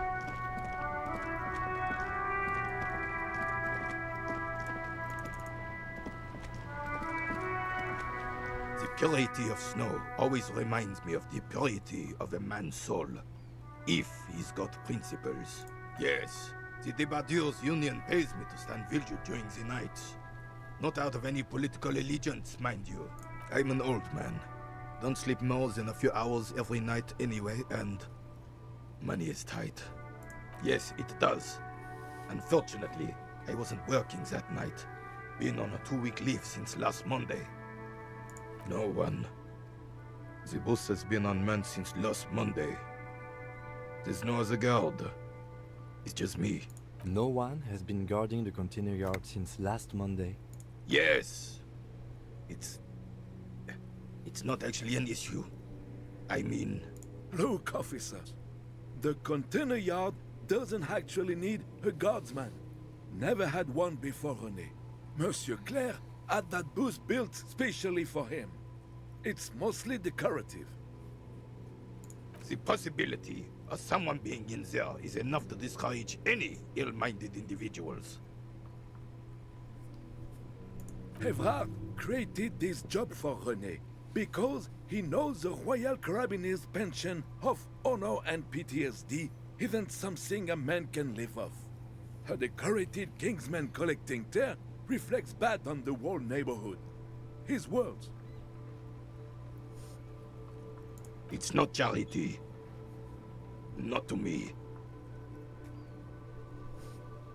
Up there, I give it all I got. I earn my keep. But you're right, officer. There is no middle ground. It's do or die. Something about him has changed. He's calmer somehow. Yes. Like I said, I would be up anyway, so might as well keep an eye out. It keeps my senses sharp. Yes. The terrain here provides an interesting variety to a familiar game. Yes. It was left by heavy artillery fire. Why what? Because that's what happens when communards hijack your country, execute your supreme leadership, and turn your capital into a slaughterhouse. You use heavy ordnance to clean up your home. Sadly, no. It was the foreigners who brought them to their knees. We fought valiantly. Too valiantly. So valiantly we got licked. Should have fought dirty, like they did with their suicide sex cult propaganda and mad anarchist women strapped to shrapnel bombs. We didn't though, and we lacked caliber. God bless him, but the suzerain's cannons simply weren't big enough. It was probably a bit more complicated than that. Because this place is a damn beachhead. Had to soften the commies up first. Yes, the military coordinated amphibious landing to take back Revachol. Martinez was used as one of the 3 footholds in Revachol during Operation Deathblow in 08. The other 2 are off in Stella Maris, and this here is Blood Ground, where coalition boots first made landfall and cleaned those rabid dogs out. Most likely, we're playing pétanque on their mangled corpses. Blood ground. You got old René going there. Like he isn't hungry enough already. Damn right, son. They laid the fire of hell on this city before they stormed it. And it worked, too. The rest of the city got cleaned up, but Martinez they keep as a monument. And now the Union Socialists are practically running the place. Well, it's your own damn fault. You, we, the coalition, Revachol, whoever you want to blame, never finished the job. Officially, the party never surrendered. Of course they still hold influence. You don't even begin to truly understand the players at the table, let alone the specific circumstances surrounding the... What do you think? Thinking men have opinions on these things. Present one.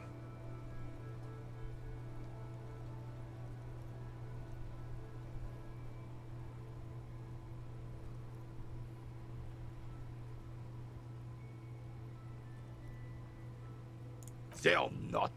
And I'm sorry it had to be them. After 8 years of fighting those hyenas, boiling cats for food and drinking piss in the mountains, I would have preferred if the Right Honorable King Guillaume returned through Revachol. Or even if that damn clan Frisel had risen from the grave and led us. Sadly, that was not the case. Instead, all that is just, holy, and beautiful in the world was wiped away, and now it's neon signs with toothpaste ads everywhere. Foreign influence peddling garbage and stupid music on the radio.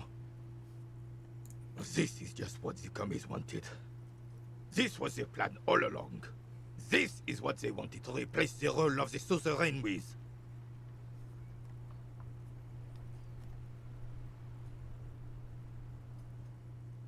It doesn't. That was 100 years ago. Ain't got nothing to do with anything. Damn Frisel. He was the king we couldn't protect. The Carabineers failed him, and the crown. He died in the hands of the Hyperlay, in a very public execution.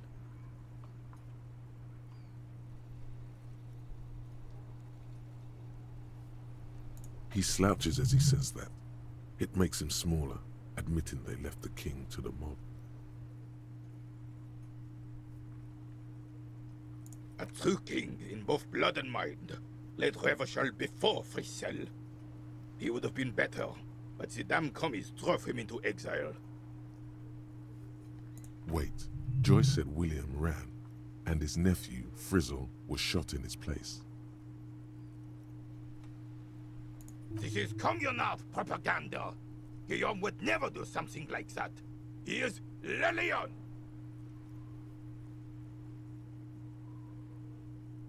The suzerain is the king. Has everyone forgotten already? They've forgotten already. It's no use talking to you. You were still in Daddy's balls when it happened. When we took our last stand against the filth and rode the cavalry straight into gunfire. I guess I'll try it. As Rennie turns from you to his partner and back, the medals on his chest rattle and glare. He keeps his spine straight and his ribcage lifted, displaying them proudly. 2. The larger one is shaped like a cross, while the smaller medal resembles the sun.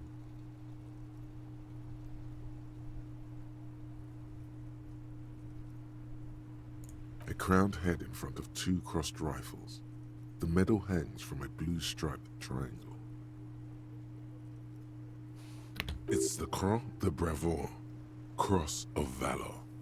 The cross was the highest battlefield decoration in Suzerain's armed forces, awarded for exceptional bravery in the line of duty, in service of King Frisel I. A small blue star inside an orange sun.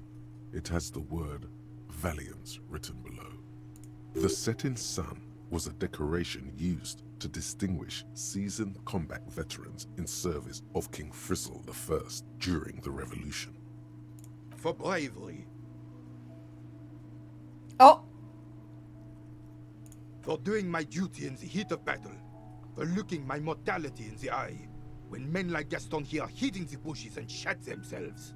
He saved some muddy princeling who foolishly strolled into the front line in his gown of velvet and gold. It was on the first months of the revolution here in Revachol. Unrest was spreading like wildfire. Marauders had taken most of the Coron and were getting really ambitious. King Frisel thought he could end it all in one decisive strike. Sent his cousin, Drisson, to put an end to the unrest. Alas, the young Drisson was all piss and no vinegar, wearing a tunic of purple velvet and cockatiel feathers to battle. Even his rifle was gold-plated, shone from 5 clicks away. Can you imagine the asininity? He really despises that Drissant fellow. Purple velvet tunic. That isn't exactly camo. To keep the long and bloody story short, Drisson marched us against the partisans in Coron. And when I say marched, I mean made us walk into captured enemy territory, single file, like toy soldiers, while he rode in front on his giant red stallion. The rebels were smart. They let us come real close before opening fire. Suffice to say, it was carnage. I got shot in the left shoulder and went down. Just a flesh wound. But just as I turned over, the prince fell into the mud next to me. He was missing his lower jaw. Then his horse, driven mad by the noise and smell of gunpowder, stepped on my leg and shattered my knee. It's painful to even think about. I grabbed my sidearm and shot the beast in the head. Then everything went black. Capitaine Arnoux, le fléau des chevaux. The bane of horses. When I came to, it was all over. It was just me and Jolles Tresson, gurgling in the blood-soaked mud right next to me. The dink had taken numerous flesh wounds and lost a lot of blood. But despite missing his jaw, he seemed hesitant to die. Tougher than he looked, that one. So I grabbed the dink and started crawling. Kept going until the 59th Cavalry picked us up. Through some miracle, we both survived. And the jealous freak convinced Frisel to give me a medal for not leaving him to die in his own blood. Piece and shit. He was the commanding officer and I was on duty. Just doing my job. Shouldn't hand out medals for that. 13 months later, I received the Sun for distinguished service. It's not worth mentioning.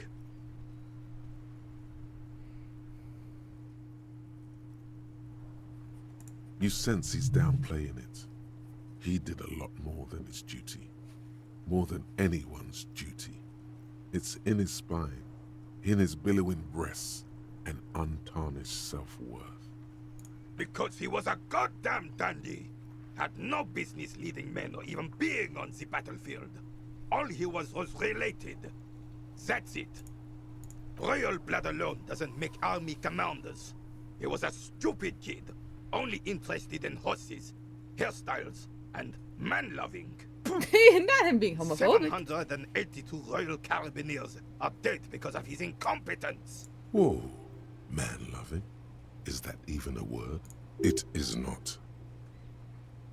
The old Carabinier stands quietly like a statue, his features motionless. What Monseigneur Modesty is not telling you is that he crawled over 7 kilometers before the cavalrymen found him and Drisant. 2 days later that was. And that even while crawling with a mangled half-dead prince on his back, he still managed to murder 3 rebels on his way. Is that pride in his voice? It's deep down, but maybe even unbeknownst to the man himself, it's there. Sorry, officer, but you're reading me all wrong. I'm a man of peace, and these kinds of bloody heroics are only impressive to men like René himself. Certainly not to me. How did you find the story to be, officer?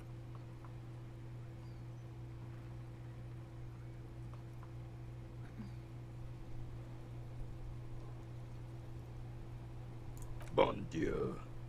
You and Gaston must be related. His blood runs yellow too. Bruh. Maybe, but also bear in mind, officer. They don't hand this out for anyone with a service record. Oh no, you have to get shot. repeatedly. And you need to get your hands bloody too. Really, really bloody. Do not speak of what you know nothing about, Poltroon. Duty is something you will never understand. Bah! There were many such stories in those days. Many such men too. True Eversholians. Men with backbone. Oh, yes, René, yes. Men were bigger, girls were prettier, and everyone wore the fascia. Lord, please, bring those days back, if you can. I'm not getting into this with you again. Officer, was there anything else? You should try to come up with a heroic story of your own. Impress this old soldier. Absolutely not. What's this?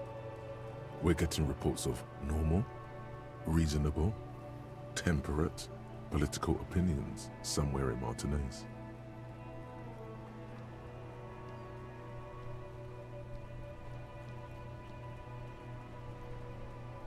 Of course, a radical Oh no! centrist. In these bright and loud times where a thousand That's not what I'm trying to be. drown one another out, sober thinking is a radical act. It's time to become a citizen of the kingdom of conscience. It is not a place.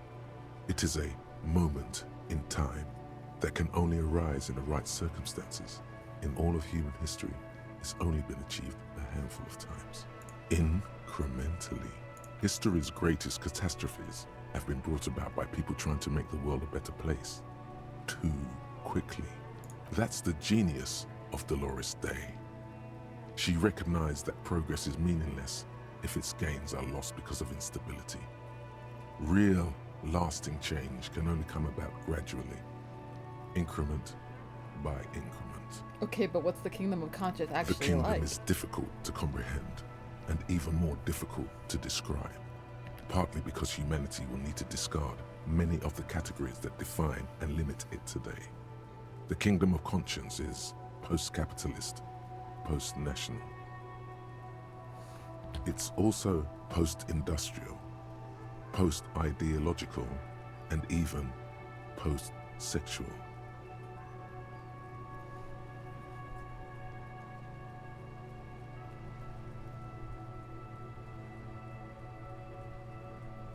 Sure. Slow down, Mr. Reasonable. Did you miss the part about compromising and taking things slow? That's right. Remember, real democracy is just around the corner for Revachol. When that real democracy kicks in, a long time from now, we are all going to be so much happier.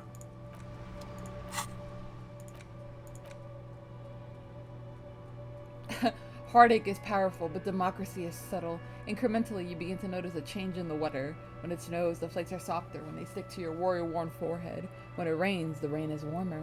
Democracy is coming to the administrative region. The ideals of Delorian humanism are reinstating themselves. How can they not? These are the ideals of the Coalition and the Moralist International. Those guys are signal blue, and they're not only good, they're also powerful. What will it be like? What will it be like once their nuanced plans have been realized?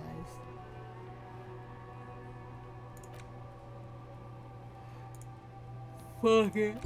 I got it. Let's try it out.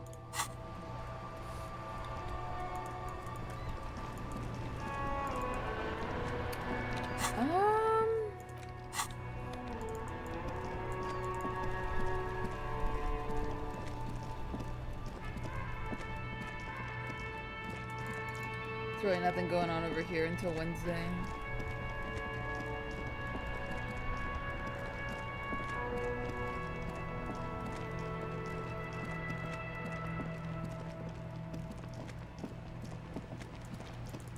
Oh, let me try this. Actually, let me...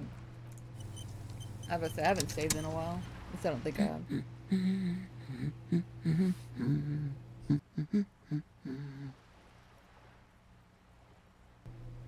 I don't mean to disrespect, sir, but you are being a bit of a cockatoo here.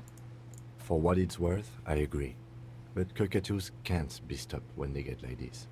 It's better to indulge him at this point. I don't even have a cockatoo. And guess what? It's a trap. Never ever say What? Great.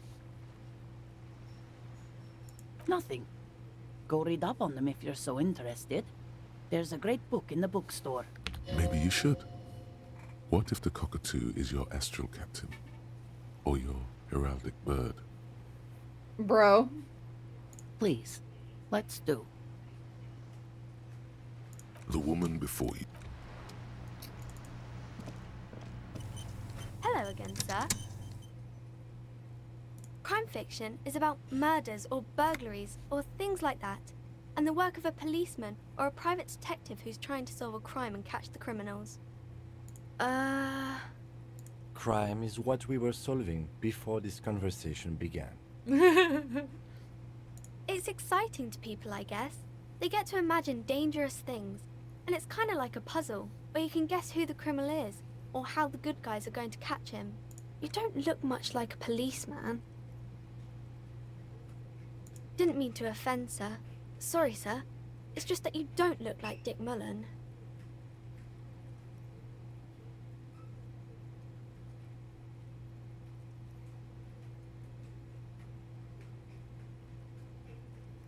Head, yes. No, your resilience. No, your mind. Not head, child.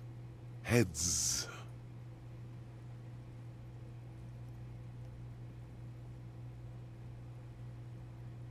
Isn't that very dangerous? Unlike you, sir. He's just a fictional character. He's no match for you. Maybe you can show me some real police work, sir.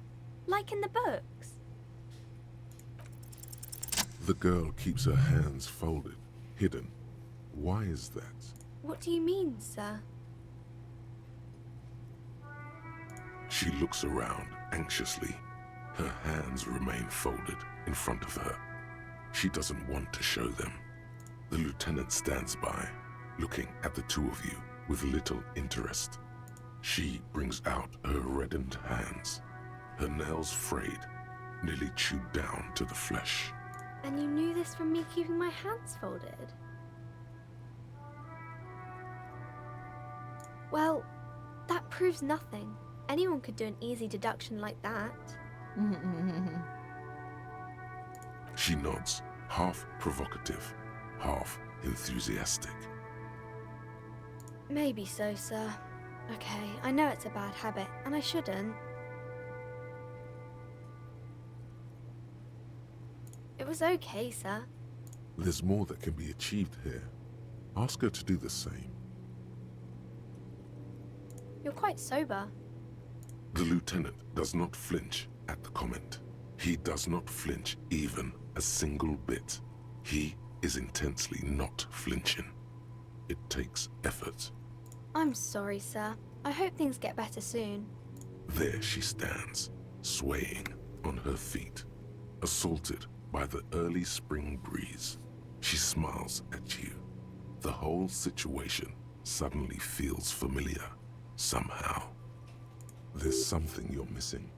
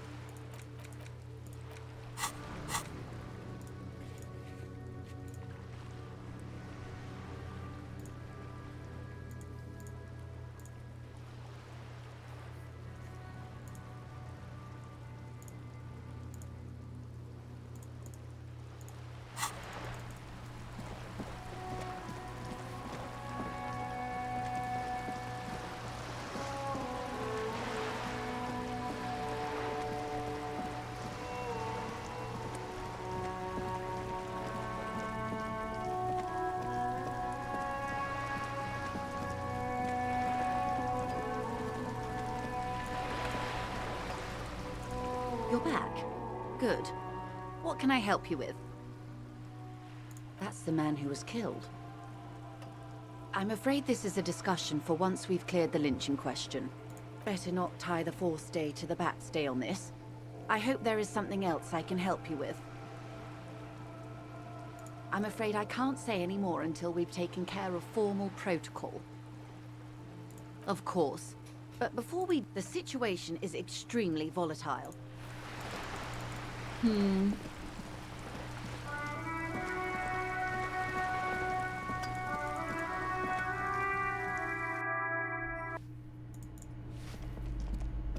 Give me a moment. I'm no one. Just an old woman who cleans these hallways. If you could call it living. I have a little room upstairs right next to the coal room. It's barely bigger than a closet. But I don't complain, no. I have my bed and my aching bones to keep me company. And that's all I need from this world. She hasn't spoken to anyone for a while. Even her sentences feel rusty. Ask away, policeman. The artiste? Nothing I can do about her, I'm afraid. She ruins the walls faster than I can clean them. Still, she leaves an old lady to her business. More than I can say for others. Oh, that one is a scientist, a future scholar. I think he studies astrology at the community college. Education's good. I always tell them to study.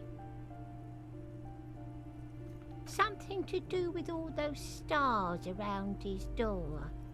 He asked me to leave his drawings up on the wall.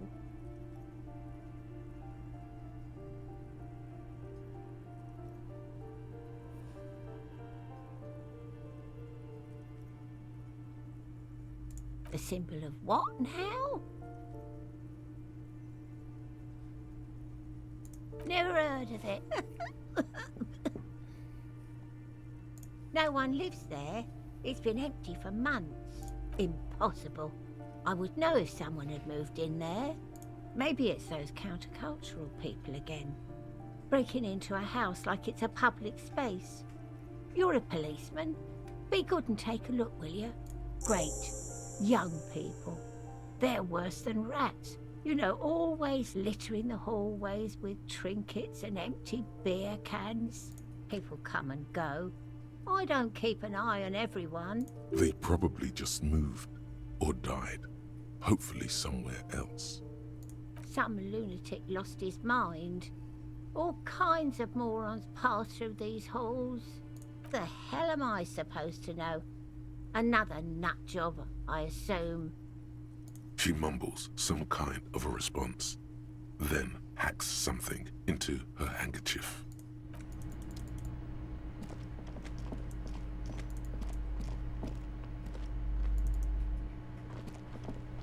You hear someone walking around inside, rearranging the furniture. The number on the panel says 10. Excuse me? Of course not. You have plenty of reason to enter.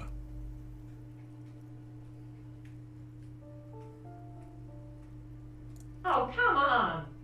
Well, that was easy. That was smart.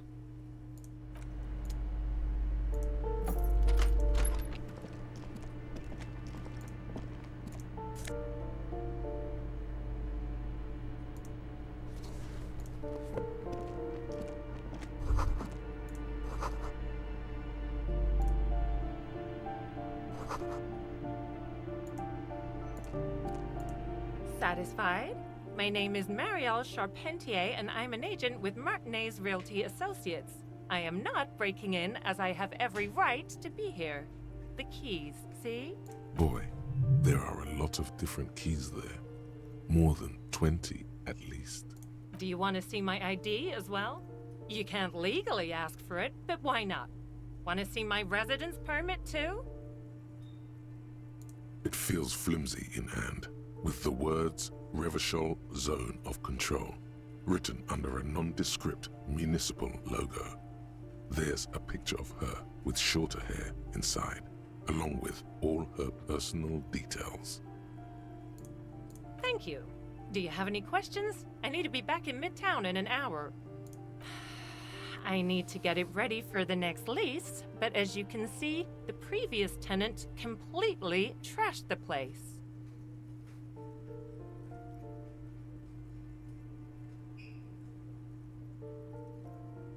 It was some kind of a moribund old man who used to be a business owner. You'd think they'd make rent. A sudden serious look crosses her face. This story didn't have a happy ending. But that was months ago. Anyway, was there anything you wanted, or is that it? I'm in a hurry. Oh, that's another huge mess. The former tenant owes us 3 months of rent. 3. We closed the apartment and planned on auctioning off the valuables, but... And again, I have no idea how stupid mistakes like this can even happen. But Ron, when he came to close the door, didn't close the neighboring door. And there's a hole in the wall. A hole in the wall. Can you believe it? And then the tenant ran off with his stuff. He's gone. The money's gone. Just like that. The sum must have been puny. These apartments are perfectly fine. They have gorgeous architecture, a million-real view of the bay, good ventilation, neighbors, life, spark, and they are affordable. I'll tell you, Martinez has a future. In a few years, it's going to blossom with artists and creatives and those radio computer wizards. Well, it does not disappear from my hands. No, I don't let it. Don't ask me what happened with the wall. I have no idea how we're going to find the time or resources to fix it. Both apartments are now unrentable. Both. Of course.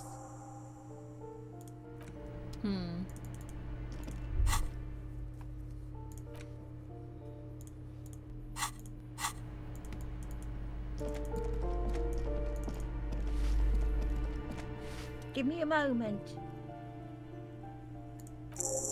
I see. I hope some good people are finally going to move in. This place needs them.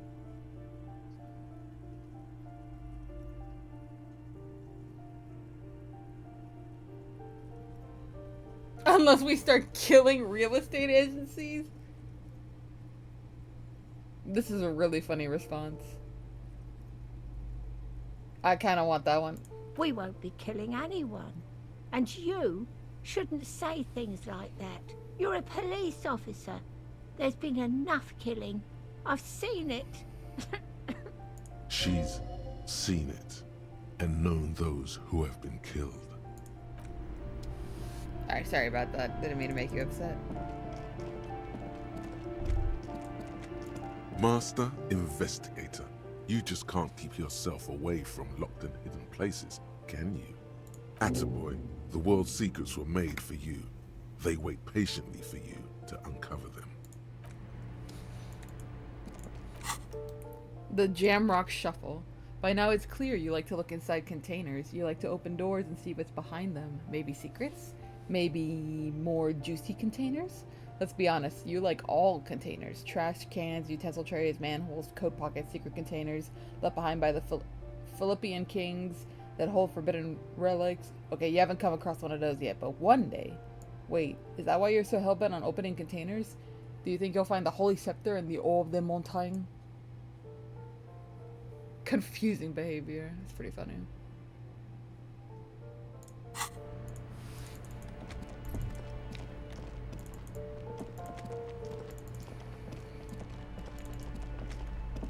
Oh, that's where the wine is. I don't need that.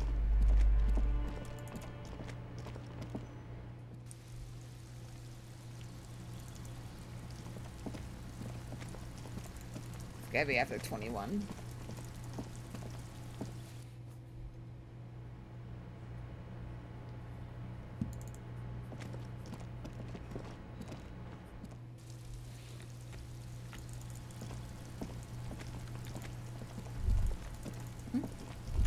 The spread pattern of these bullet holes makes your chest ache. Your breath grows heavier. More old bullet holes. Half a century at least. From the revolution. You peer into the faded marks in the stone. They peer back like an endless row of tiny black holes. Sweat starts trickling down your brow. Your chest feels tight looking at them. It's closing in, caving in, ever tighter. Your breathing grows even heavier. You okay there? Might be the after effects of your past escapades. What are you looking at? Yeah, let me not.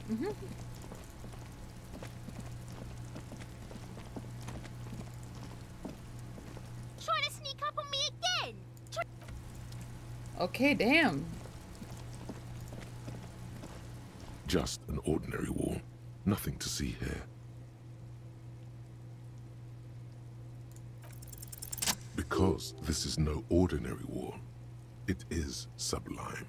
Look at it. The shadows, the colors. All the other walls on all the other houses must make a pilgrimage in adoration of this, the uncontested pinnacle of wallcraft, color peeled from the very face of God. O Wallfather. Huh? He sounds tired of it all. Cindy the Skull has all the necessary materials. Talk to her. Sure. If you must. I'm so sorry, Kim.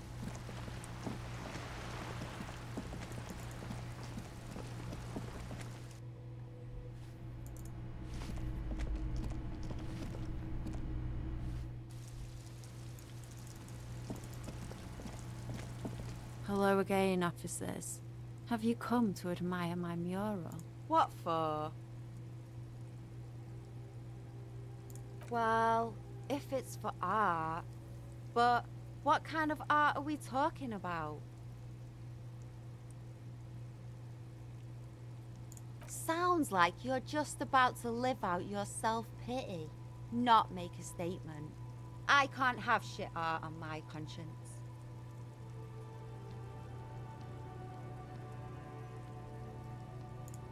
There, Piggy. I guess art just isn't really you. 'Cause you suck in life and in everything.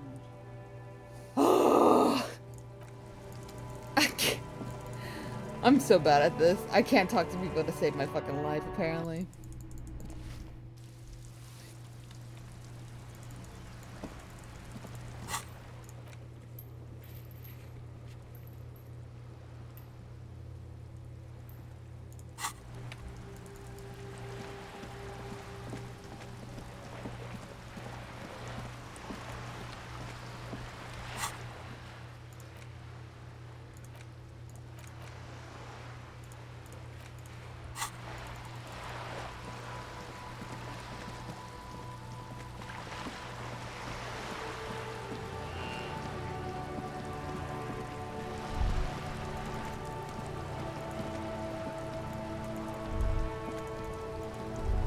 The sight of bullet holes stirs something in you, making you forget the lieutenant's surname.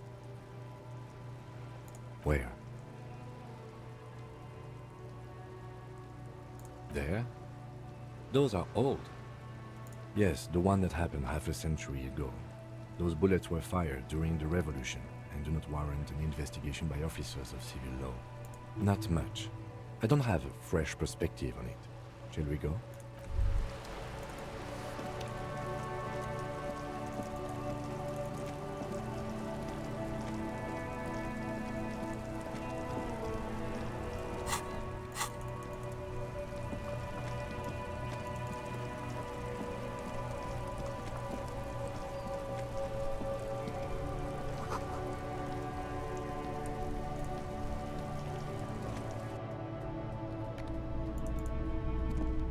Hello again. How can I help you? Feeling warm and enthralled by the movement of light, while the mind continues to race forward. Lucky bastard. He's probably on Parolidon. It's tough to come by on the street. A drug developed by the military to treat and prevent radiation sickness. It has psychedelic side effects, and it makes your eyes turn yellow. Why on earth? These are prescription. I can't really see without them.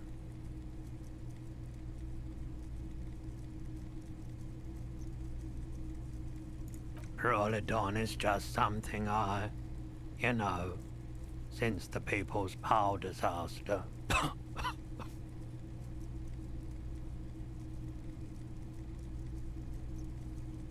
I was with the Emergency Relief Brigade. Had to take it for radiation sickness. He's taken for mental and emotional, not physical pain these days.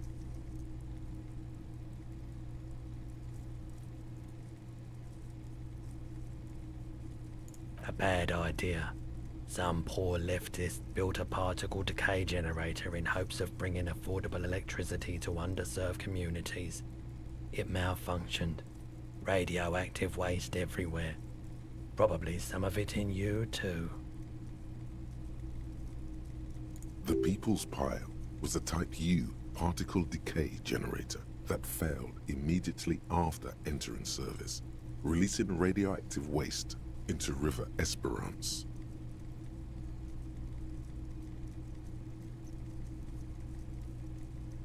A primitive nuclear reactor, also called a pile. Construction began during the Commune of Revachol. The people continued work on it after the Commune fell. They wanted a cheap source of energy for Revachol West.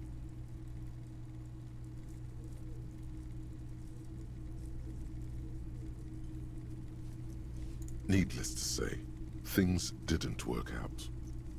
An emergency valve defect resulted in steam pressure blowing the turbine, taking the fuel containment vessel up in the explosion. Both the faulty design and lack of finances contributed to the catastrophe. We were an all-volunteer force, self-organized, tried to help the fire brigades contain the spill.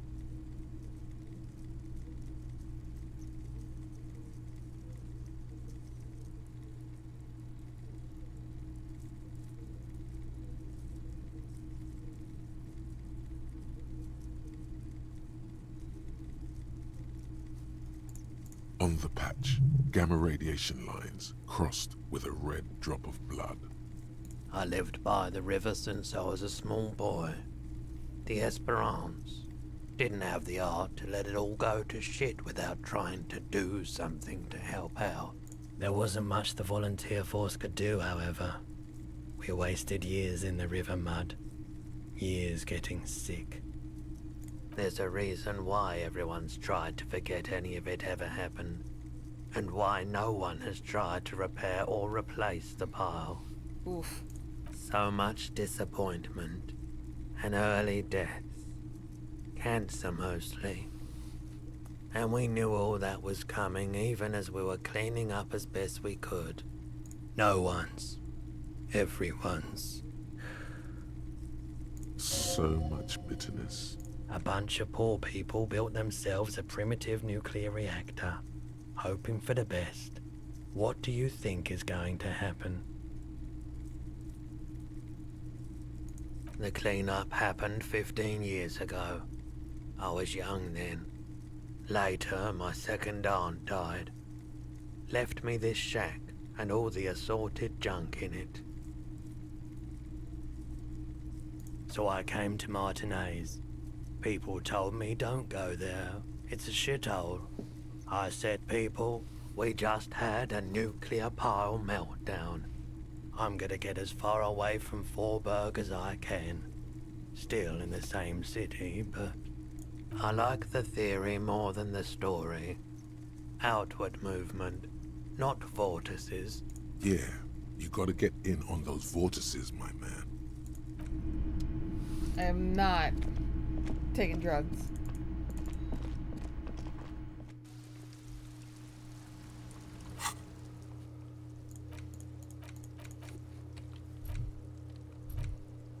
What the hell?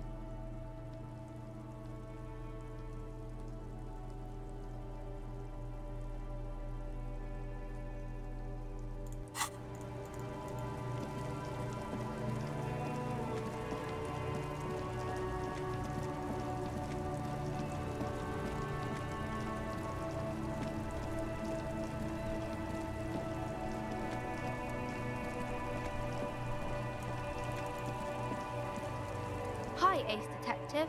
Are you here for more books?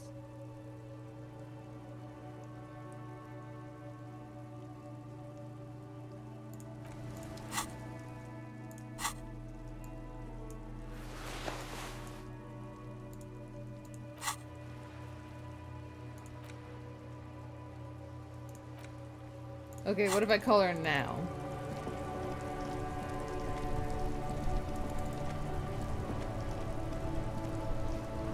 Inside, you see a set of steering levers, a radio microphone. This is Precinct 57. How? Not yet. Nope. In the cabin, Forget I asked. Or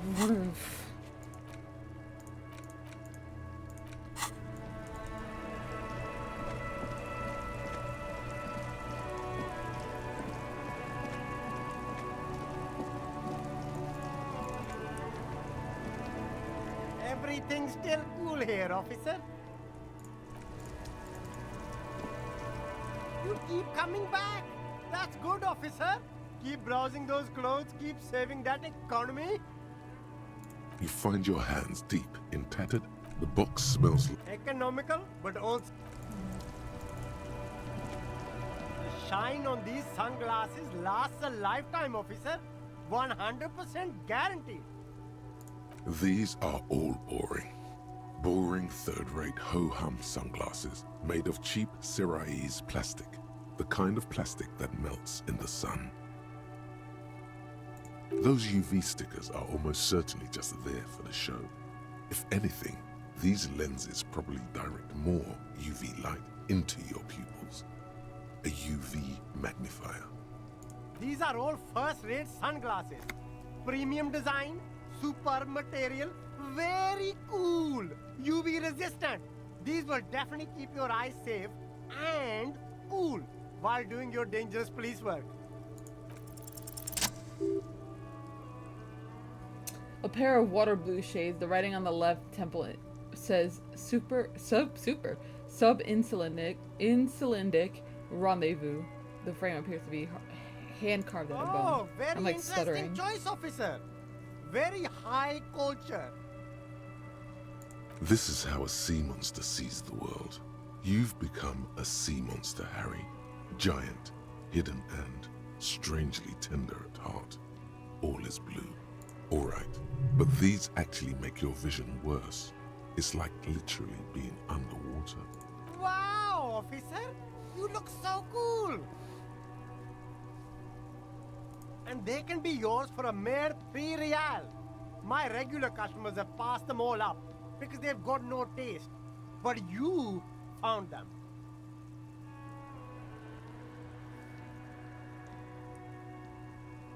The lieutenant tilts his head and steps back, eyes narrowed in a thorough examination. It's a case to him.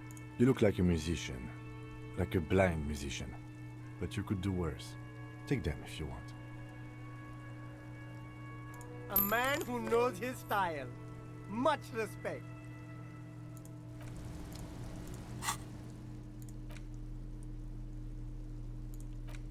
Sea monster soul.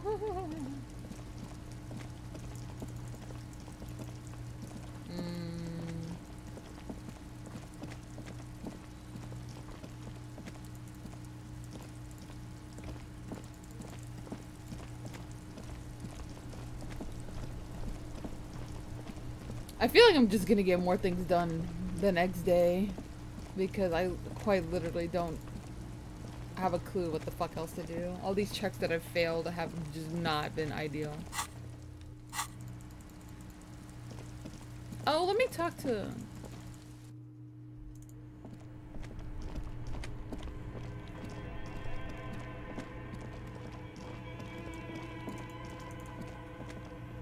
The bear's eyes.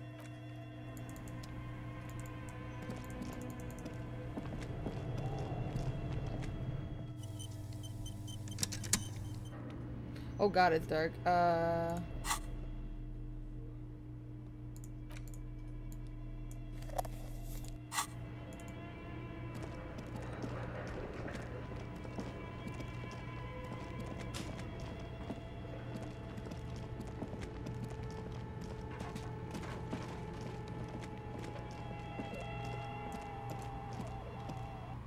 it's you again. Are you looking for a die? How did I become one? It was a business decision. I was a regular jeweler at first, but that's an unfocused field with too much competition. Some of my friends were role players. They asked me to make some polyhedral dies out of cobalt. That was my first order. I grew it from there. Not especially. I like working with rare materials and a steady pay. And role players as customers? They're nice people. Some of those nice people have big bucks to spend on novelty items. I'm listening. Good. Of course. Tell me what you have in mind.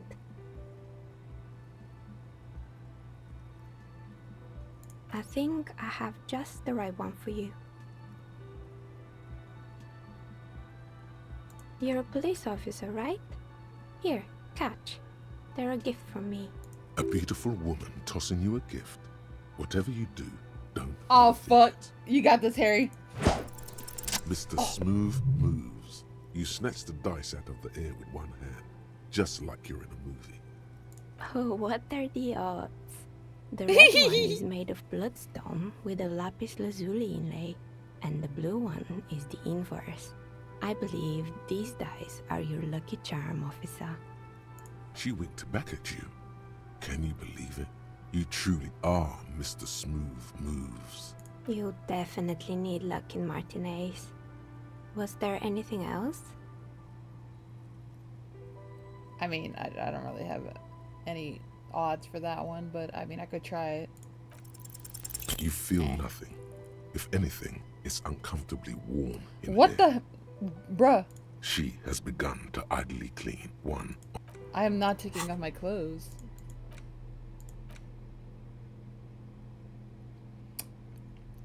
These two 20-sided dice have the colors of a police alarm, bloodstone for red and lapis lazuli for blue. If you roll them and squint your eyes, it looks like you're arriving on the scene and it's raining. Note, look at the map tab in journal to see which white sugar. What? What? Okay. Well,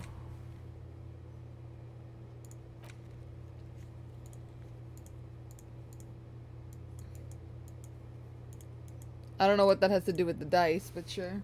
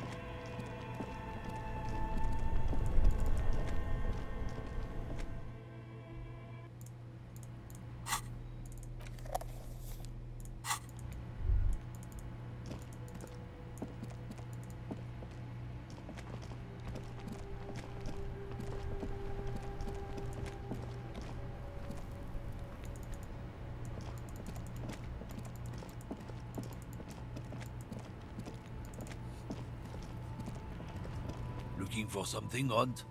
Come to tell me to fuck off again? Yeah.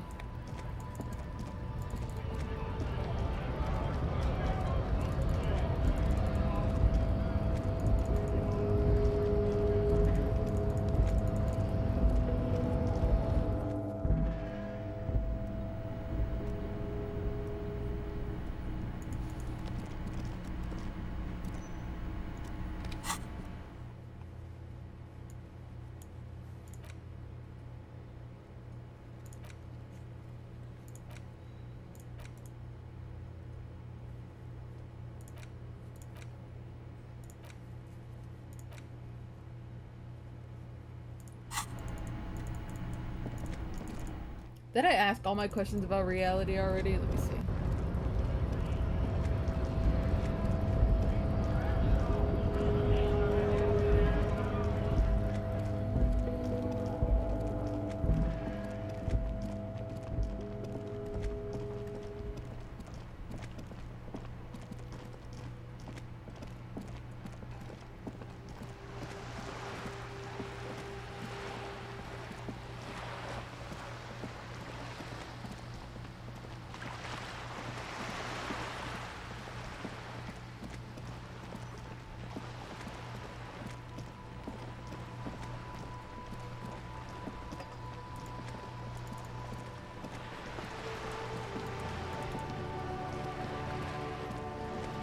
You're back.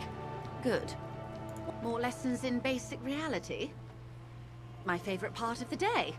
Go ahead, ask me anything.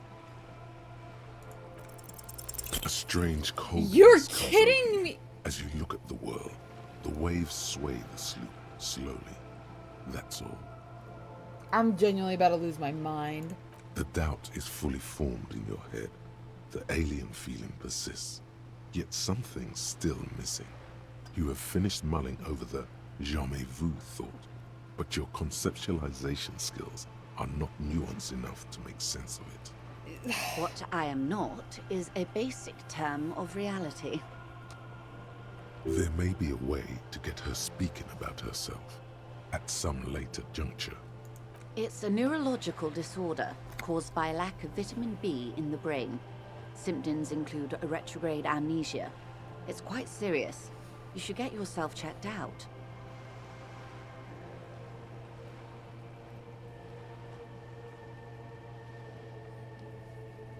Well, it's either bariatric surgery or long-term alcohol use. She nods slowly. It remains a mystery what you mean by this something close. This isn't about you. It's about reality. Glad to have been of assistance.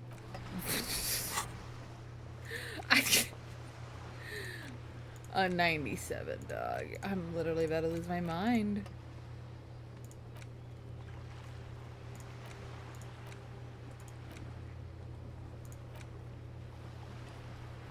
It's Tuesday. Why hasn't this? I'm going. It's because I'm going crazy. It's because I'm going crazy.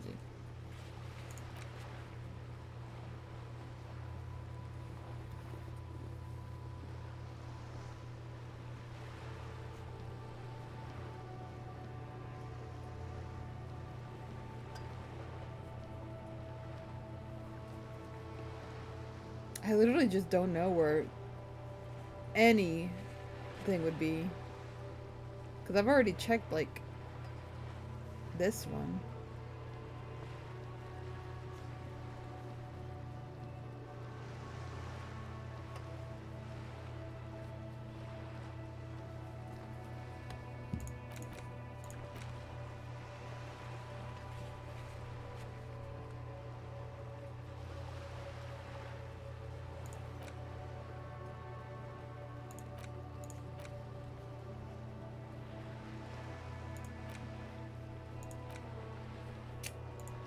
I mean, I guess I just gotta pass time right now. I really can't think of anything.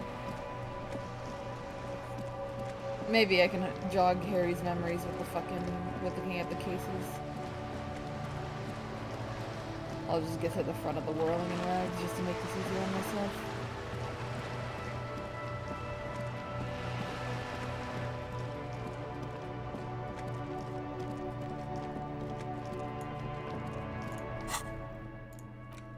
It's the ledger you found in the trash. A cabbage of paper. It takes about half an hour to piece one together, using the system you've devised. Which one do you want? This one is relatively easy to reconstruct. Overnight on 1202, a graffito, nay, a mural, appears on an 8-story tenement overlooking central Jamrock. The building is a sparsely inhabited ghost tower, part of a failed real estate development called Grand Couronne. Cause of failure. Rent too high.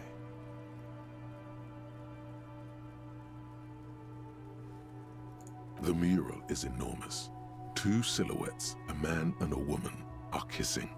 The text cut into their form reads, "True love is possible only in the next world. For new people, it is too late for us. Wreak havoc on the middle class. People call it that thing and that fucking thing. It's visible for miles. In 2 days, the station's complaints desk gets clogged with requests to remove the bummer. You and your partner are assigned to the case. The graffito crew is easy to track down. Only the bell lectures have the literage of industrial paint to cover the surface. One of the graffito artists is rumored to be rich. They take responsibility for the execution, but not the design.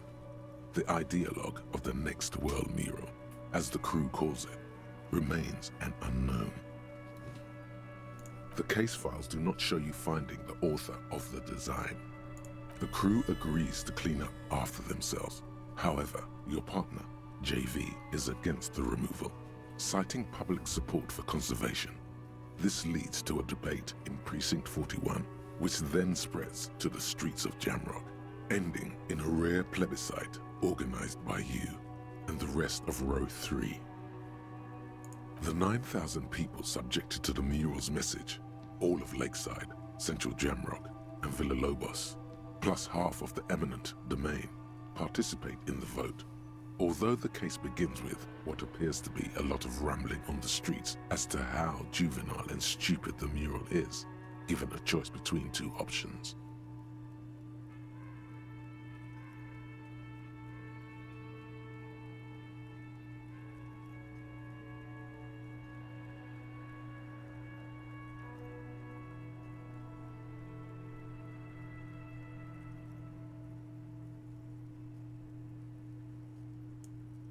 A staggering 78% of voters choose to keep it. Turns out the opposition were a loud minority, and that love truly is possible in the next world for new people, and it is too late for us.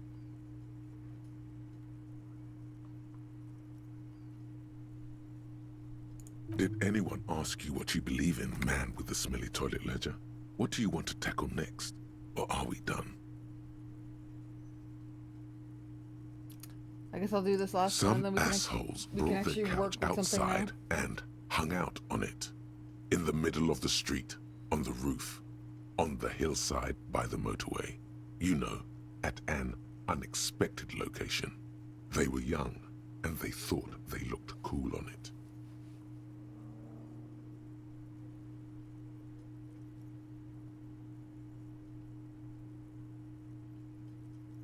Insufferable dicks. Young people are the worst. So anyway, you got a complaint about the damn sofa, or couch, or whatever it is.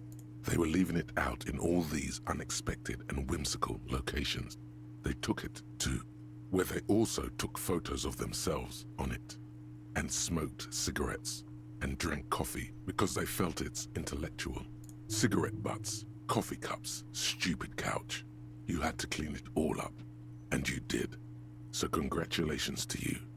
Case solved. No, you didn't have time for that. These notes show that you have what is called a real goddamn job. You don't have time to be chasing down the couch assholes. You have a real job to do. What next? Not much is changed. Okay. Kingdom of Conscience. The Kingdom of Conscience will be exactly as it is now. Moralists don't really have beliefs. Sometimes they stumble on one, like on a child's toy left on the carpet. The toy must be put away immediately, and the child reprimanded. Centrism isn't change, not even incremental change. It is control over yourself and the world. Exercise it. Look up at the sky, at the dark shapes of the coalition airships hanging there. Ask yourself, is there something sinister in moralism? And then answer, no. God is in his heaven. Everything is normal on earth. God's in his heaven. All's right with the world.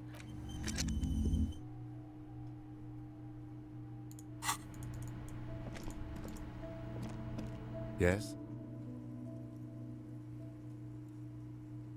What do you want to know? What's there to say? It's just stupidity. The cop kind. Our precincts can't decide if Martinez is part of Jamrock or the Industrial Harbor. Yours or mine, as if we somehow own parts of the city. Typical street gang mentality. So we've let the Union make a mockery of law enforcement here. And now it's come to its natural conclusion. Well, sort of. It's less a matter of who gets to police Martinez than who has to. It's an orphan district, in other words. I think the dispatch desk just told both our stations about the hanging. There was quite the brouhaha at the 57th, I can tell you that. Time to settle it, they said. Cop off. But I assure you, I am not their finest or toughest, with 102 cases solved. What I am is least interested in a pissing competition. So he volunteered to represent the 57th, but not out of competitiveness. On the contrary, somewhere in your mind hangs a dark green blackboard. There are 2 columns. One says, cases solved. The other, confirmed kills. The rows are endless. Jean Vicmer, Judith Minot, a special consultant. What was his name?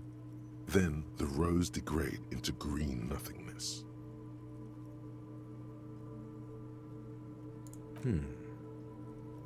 It's all part of the master plan, you see.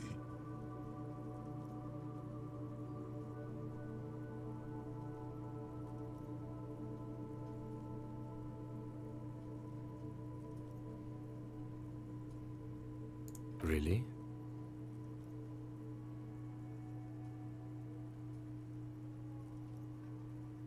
It can't be that.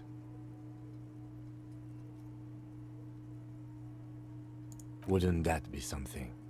And who could say it's not true? If you really don't remember anything, how would you know? We should move.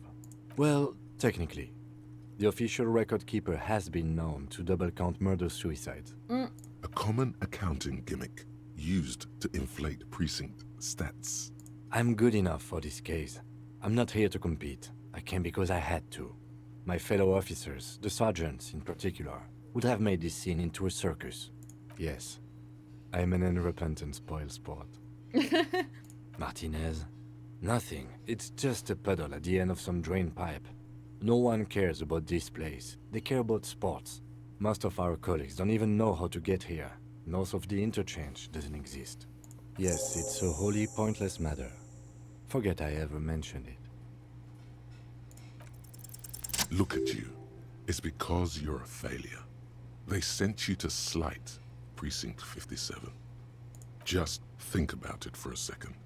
You're a raging alcoholic who showed up 3 days late wearing piss-stained disco garb.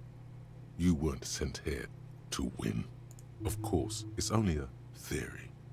I feel like that was gonna tank my morale if I did that. Anyway, let's finally go back to that damn apartment and talk to the fucking guy.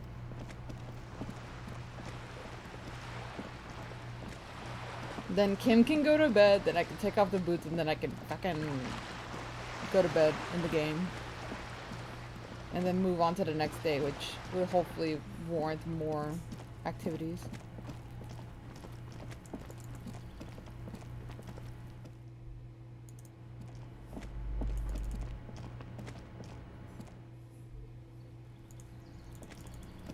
Get over here, bitch. Gendarmerie, you found me. His slender figure is backlit by city lights, its distant streets and motorways flashing like diamonds. It was mine. My friends use it from time to time to visit me. So tell me, are you here to make things right again?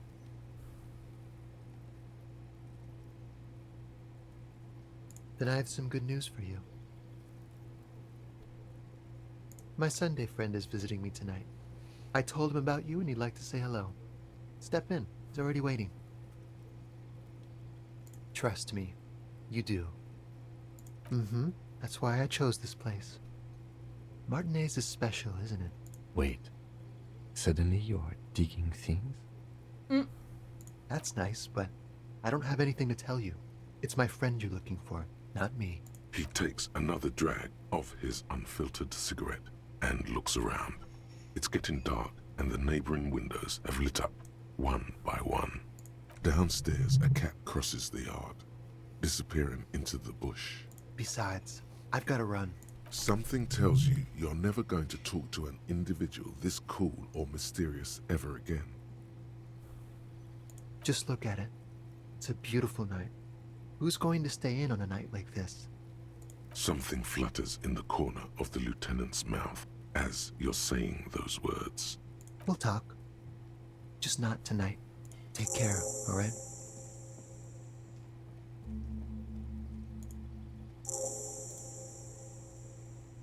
And he's gone again. Looks like it's becoming a theme for him. Who knows, detective? It's a mystery. Different, of course. His shirt. His shirt. He's trying to dive deep into the mysteries of his shirt. His shirt? No, I don't know why his shirt is always unbuttoned. He's barely holding it together. It's all he can do to keep from bursting out in laughter. Come on, detective, let's go. We've got a potential witness to interview. His Sunday friend, remember?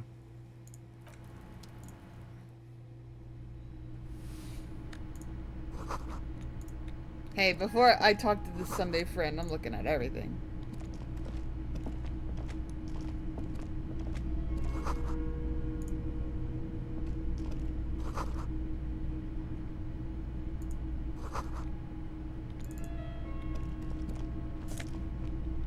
What? Sure. What?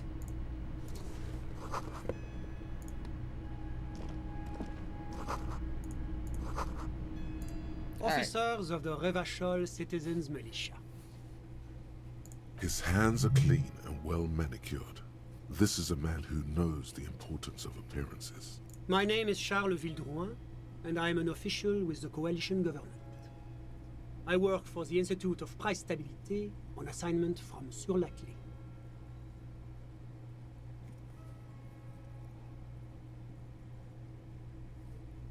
I heard you talking to my friend outside. Very good. Super. I am here to assist you in any way possible. Ask me about the hanging. Hanging? What a drag. He seems like a cultured gentleman. You should ask him about the finer things.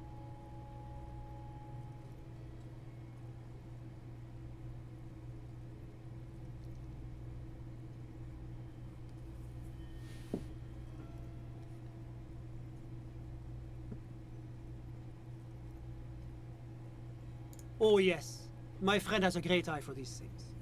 He refuses to tell me where it came from. It's a mystery. I believe they call this type of frame industrial. It's very comfy. That's really all I can tell you about it. The lieutenant takes out his notebook and nods to you to proceed. I'm sorry to say I did, officer.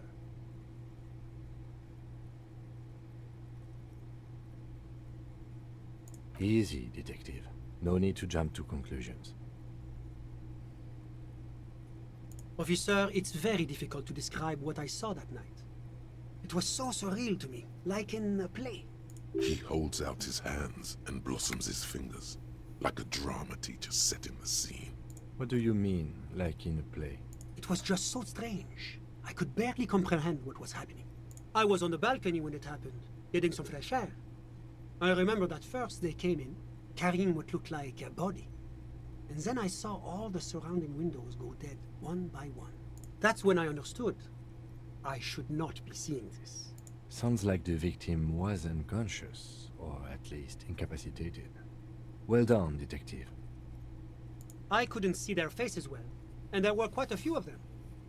But they were very loud and very Martinez.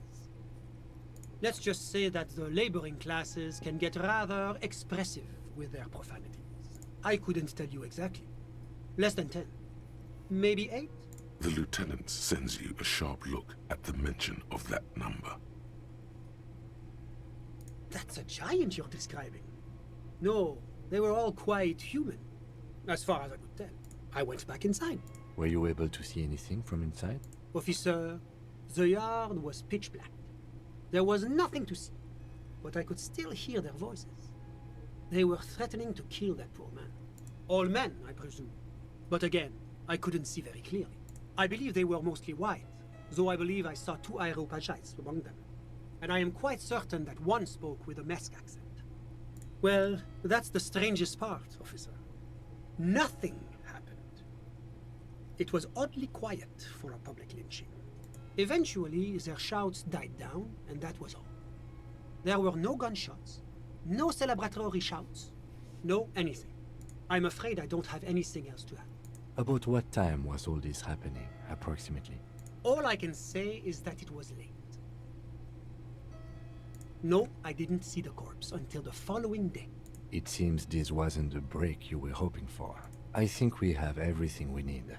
Thank you for talking to us, Mr. Villedroit. Of course, anything I can do to assist the RCM. The Coalition is only looking out for the price stability. Inflation is a killer, like a heart disease blocking the normal circulation of the economy. It must be controlled. The economy impacts the entire international community, which is why it requires international oversight. Well, I'm renovating it. It is an interesting project. The building used to be a 12-story skyscraper before the cannons took the top 4 stories off. This, of course, happened when the Coalition forces landed here.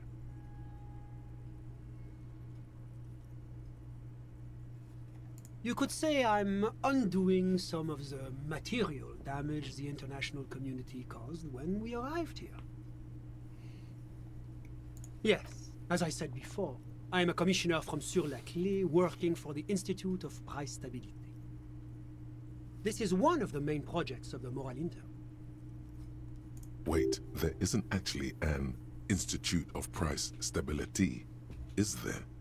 Or maybe there is. God, it's impossible to understand whether someone from the Moral Intern is joking or not. Whatever you wish, officer. Ah, my friend. My friend is a good young man. His family immigrated here from Kedra, and life has not been easy for him. But he understands the importance of education. He has taken his future into his own hands, and that's all that matters. Sorry, who? But I told you, officer. He's a bright young man here to pursue his education. Bro. Education is the foundation of our future, especially the arts. It is a cornerstone of our civilization. Officer, you have to understand. I can't give you his personal information. I'm sure you have your own methods and databases, right? Please don't put me in this situation. He's deeply enmeshed in the study of the fine arts, yes. As though you weren't envious enough of the boy as is. He's a truly free spirit. He likes all the arts. Perhaps graphic design, printmaking, who knows? The world is open wide for a talented youth like him. How did any of us become friends? Bad things happening on the Insulindian Peninsula? Oil platforms ablaze in the night? Civil wars lasting for years? Finally, the international community is forced to step in. One of the wonders of democracy is that everyone is allowed to have his own opinion. And not just allowed, encouraged even. Have you ever tried debate? There's a joke here, and you know what it is. Oh, how wonderful. I've heard it's oodles of fun. Not that I have time to take up new hobbies myself. I'm what The lieutenant lets out a long, nasal sigh. I'm just enjoying the view. We're old friends. Nothing's taboo between us. He comes and goes. I'm sure you'll see him around. He's very active. I'm all ears, officer. A moment, officer. Do you have everything you need from me? I'm afraid we won't have the chance to speak again once you leave. It's against diplomatic best practices for an official in my position to be discussing murders with local militiamen. And I'm pressed for time. After you leave, I should be leaving as well. That's not the real reason he's so apprehensive. Men in his position shouldn't be seen loitering around in underprivileged young men's apartments in the middle of the night. Sure, go ahead. It's a beautiful space. Let me know if you have any further questions. Was there anything else? The coalition, the economy impacts. La communauté internationale is what Revacholians colloquially call the coalition. In other words, the nations that stopped the disaster of the revolution.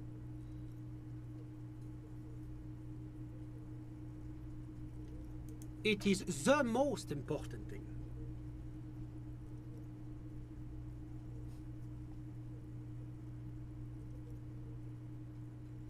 It's the central goal of any sound monetary policy.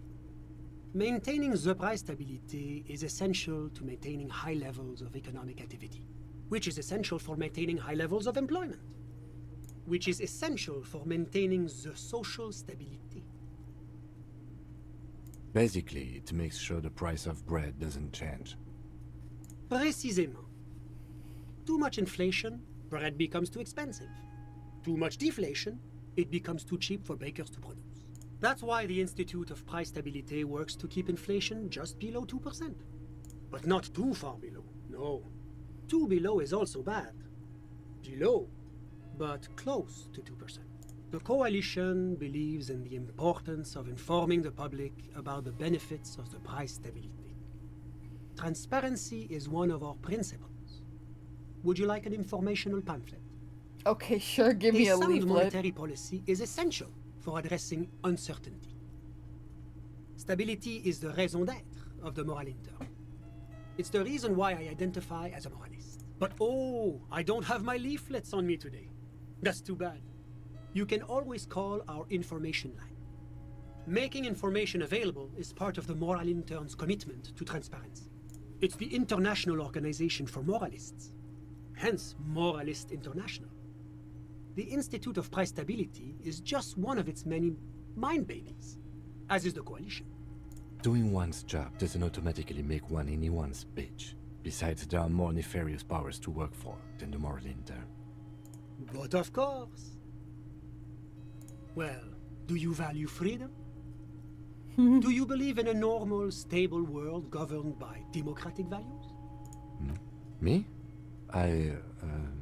You've managed to catch the lieutenant off guard, but only for a moment. He quickly recomposes himself. I'm a lieutenant of the RCM, dedicated to maintaining law and order in Revachol. A very moralist answer. Martinez? No. Martinez is something else. Revachol is generally difficult. It's led by an interim government, which means it hasn't yet achieved full democracy. But they are working towards it. You're all doing very well here, relatively speaking.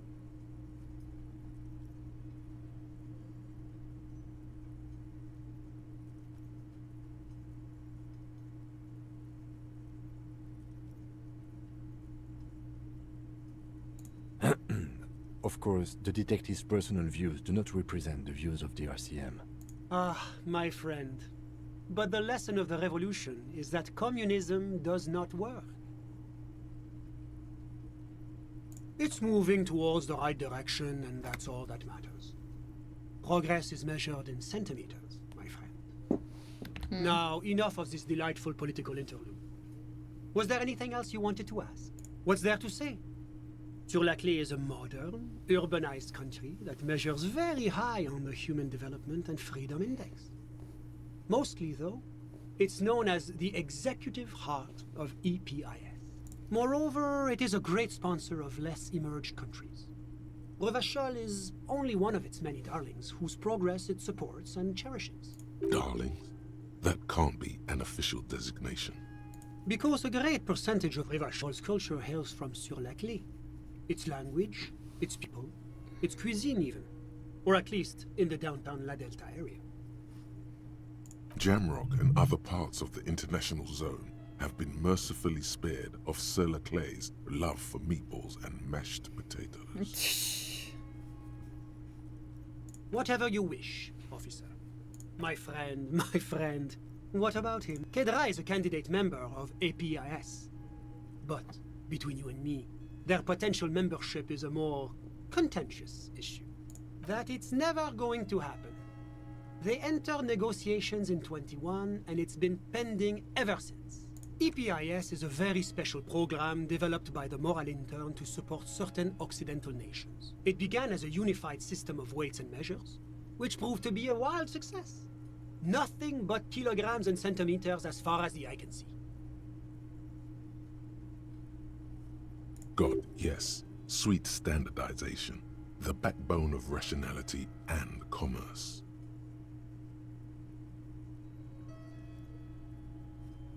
It was such a wild success that we expanded it into an economic union for the processing of steel. Another success.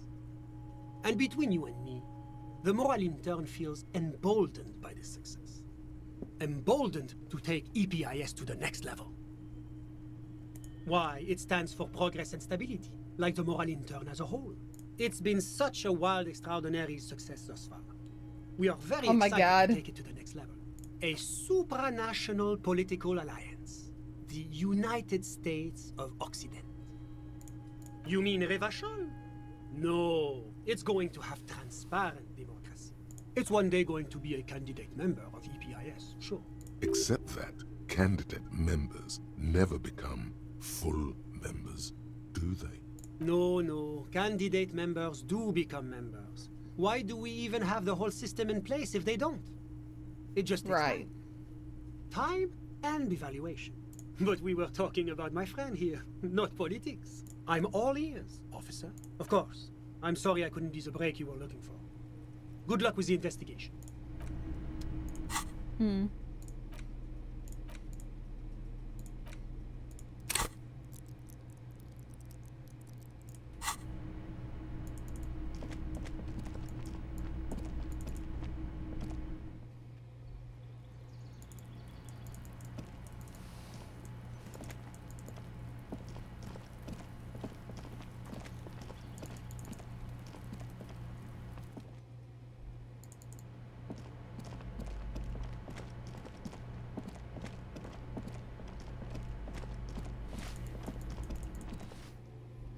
Well, only one option left, and it's to get Kim to go the fuck to bed so I can take off those boots.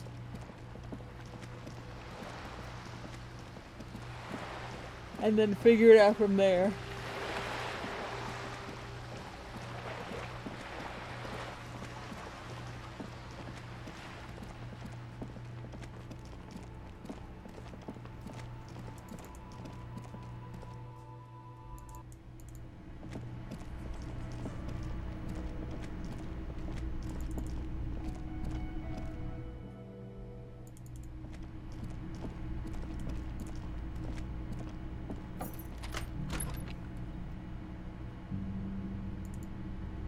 Good night, Kim.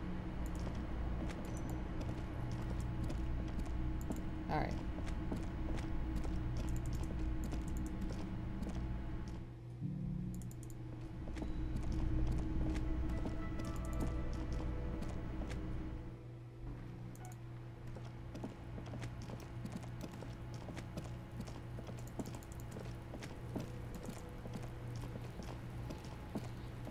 The man is decomposing visibly now.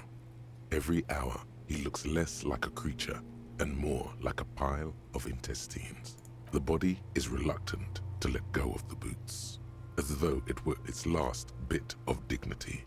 You're going to need to summon all your strength for this undertaking. Whoa! Kuno's little sneak pig's back for the booty. Yeah, fuck it to pieces for us, liar cop. It's not completely useless. You're able to reveal a little more of the putrid polymer sock beneath the boot. It feels like the leg is going to come off along with the boot, but you're able to get the boot to move a centimeter or two. Just relax. This is easy. This is happening. This is the right method. It takes some time, but eventually the boots come off. with nasty slices of polymer sock stuck to even bigger pieces of skin and rotting flesh. Look, he's skinning the fucker up good. Puka style. Hell, keep at it, pig. The legs look like they've been clawed at by wild animals. As for the boots, you can't possibly do anything with them until you've cleaned and disinfected them thoroughly.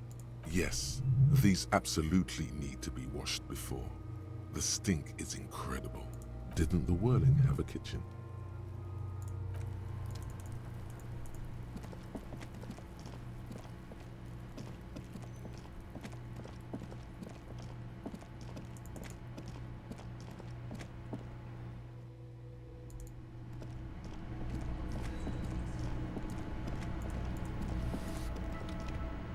This industrial gas-powered stove has been used to prepare food for many hungry hostel guests. There are several pots and pans on hand. Getting the corpse residue out of these boots is going to require patience, and also a huge pot full of boiling water, soap, and white vinegar. There is a variety of soaps and bleaches in the cabinet to the left of the stove. There is also a bottle of white vinegar in the cabinet next to the fridge. It's bad with those boots. Don't be stingy now.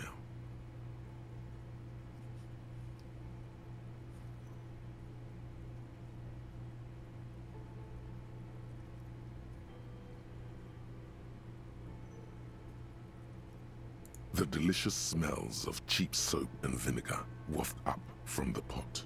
All right now, chef. Light up the stove and boil them. A commercial pot draws your attention. It's very large, gigantic even. It could be used to make enough stew to feed an entire city, and also to boil a putrid pair of death boots. The strong smell of vinegar forces you to step away from the pot. The water slowly comes to a boil. Strips of polymer fabric and human tissue separate from the lining of the boots. They float to the bubbling surface.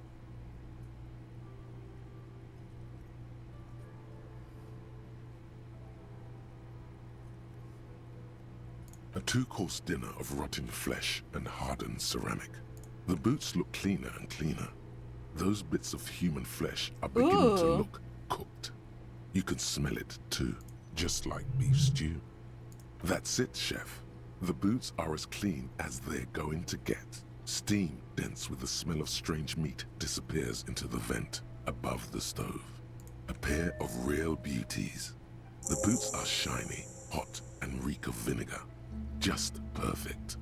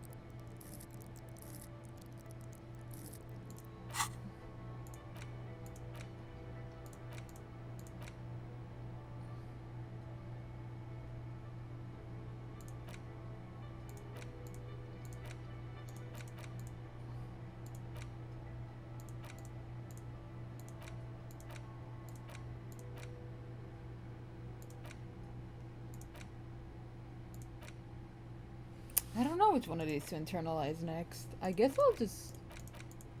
Sure, I'll do finger pistols.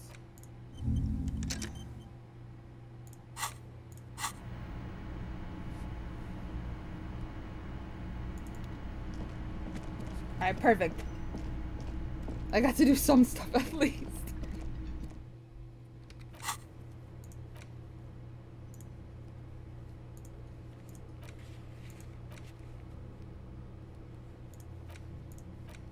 I can try that again now. Let me see.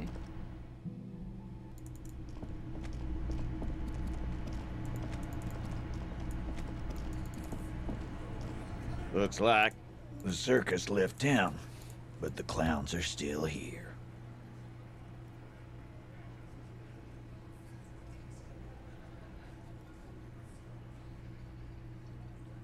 A witness? You ain't got shit. The locals would never come to you with this. That's just cop tactics, Titus. Next, he's gonna tell you one of us already rolled on the others, and is in witness protection. Well, let's hear it then. Who is your mystery fella? He's not alarmed by the sudden appearance of a witness, but he is surprised. This goes without saying, but nonetheless, don't give out his name. Yeah, right. Like we wouldn't know if an MI plant was in our town. Nice try, right? MI is short for Moral Intern. Moral Intern is short for Moralist International, the coalition that runs Revachol. I've seen this shit a million times, Titus. Fly fishing. They are desperate. Tell us, Copper, what wacky claims did he make? It's you assholes that feel the need to go around like a fucking brass band. The Hardy Boys are dead silent. Yeah, it's like they put cowbells on you before they send you to the streets. What's with the cowbells, policeman? They're avoiding having to answer this question. We were drinking, weren't we, guys? I hit the bottle hard. I was drunk as fuck. Arab guy? Boss, I think he's trying to say me and Theo. Well, yeah. What is confusing you? Eugene, Theo, and Elaine were there too. I already told you. We were all there. Some witness. I pulled the same shit. Came up with some shit, then went and said it to people. Get a reaction. Don't have to go to cop school to try that. You don't have to go to school for shit. I never went to school, and I'm doing great. You're doing a hell of a job, man. Hell of a job. So much bluster to hide the fact that they're uncomfortable with you having this info.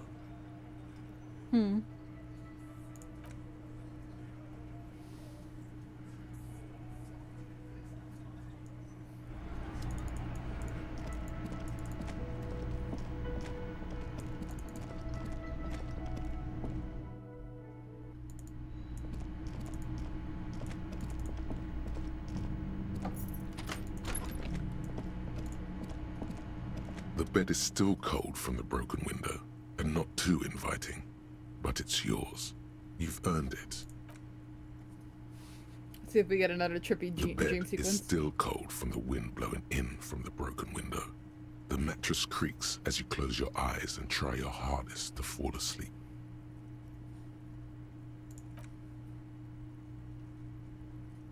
Here we are again, my broken bud. The waves are coming, carrying you away. But you can't go. No, you have to stay. Always half aware of yourself. You're not cooperating, brother man. It's your disgusting body. Even through your sleep, you feel a vague discomfort suffusing it. Your belly and your sides are unpleasantly tender. You wish you could curl up into a fetal ball of safety. But you cannot, because of the pain. And there's a lot of it, ever present in your organs. It's like every one of them has their own nasty song to sing.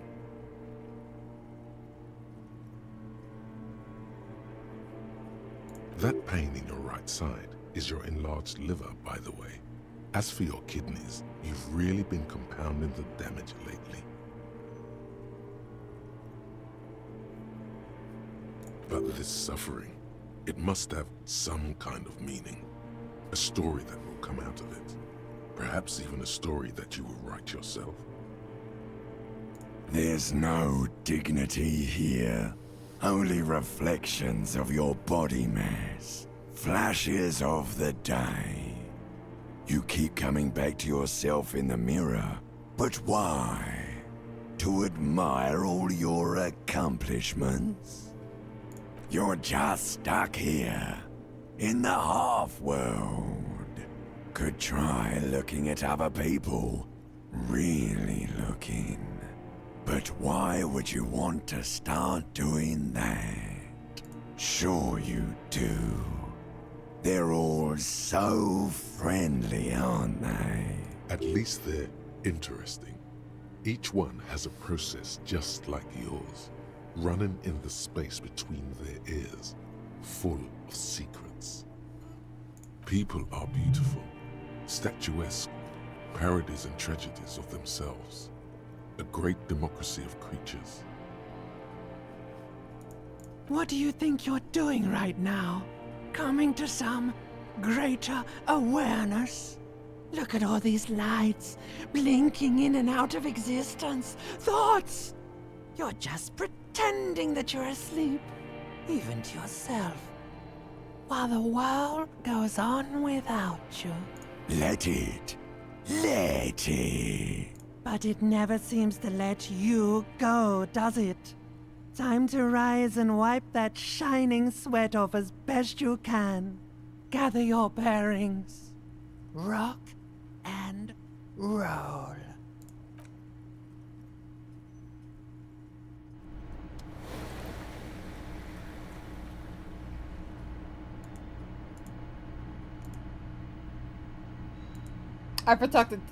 Oh my god, I had a stroke. I forgot to talk with Kim about the case on the balcony. Oh well.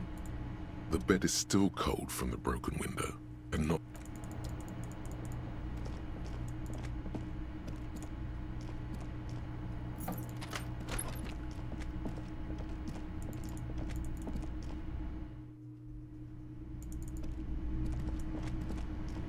Good moment. Can I help you? I'll pay the bill later.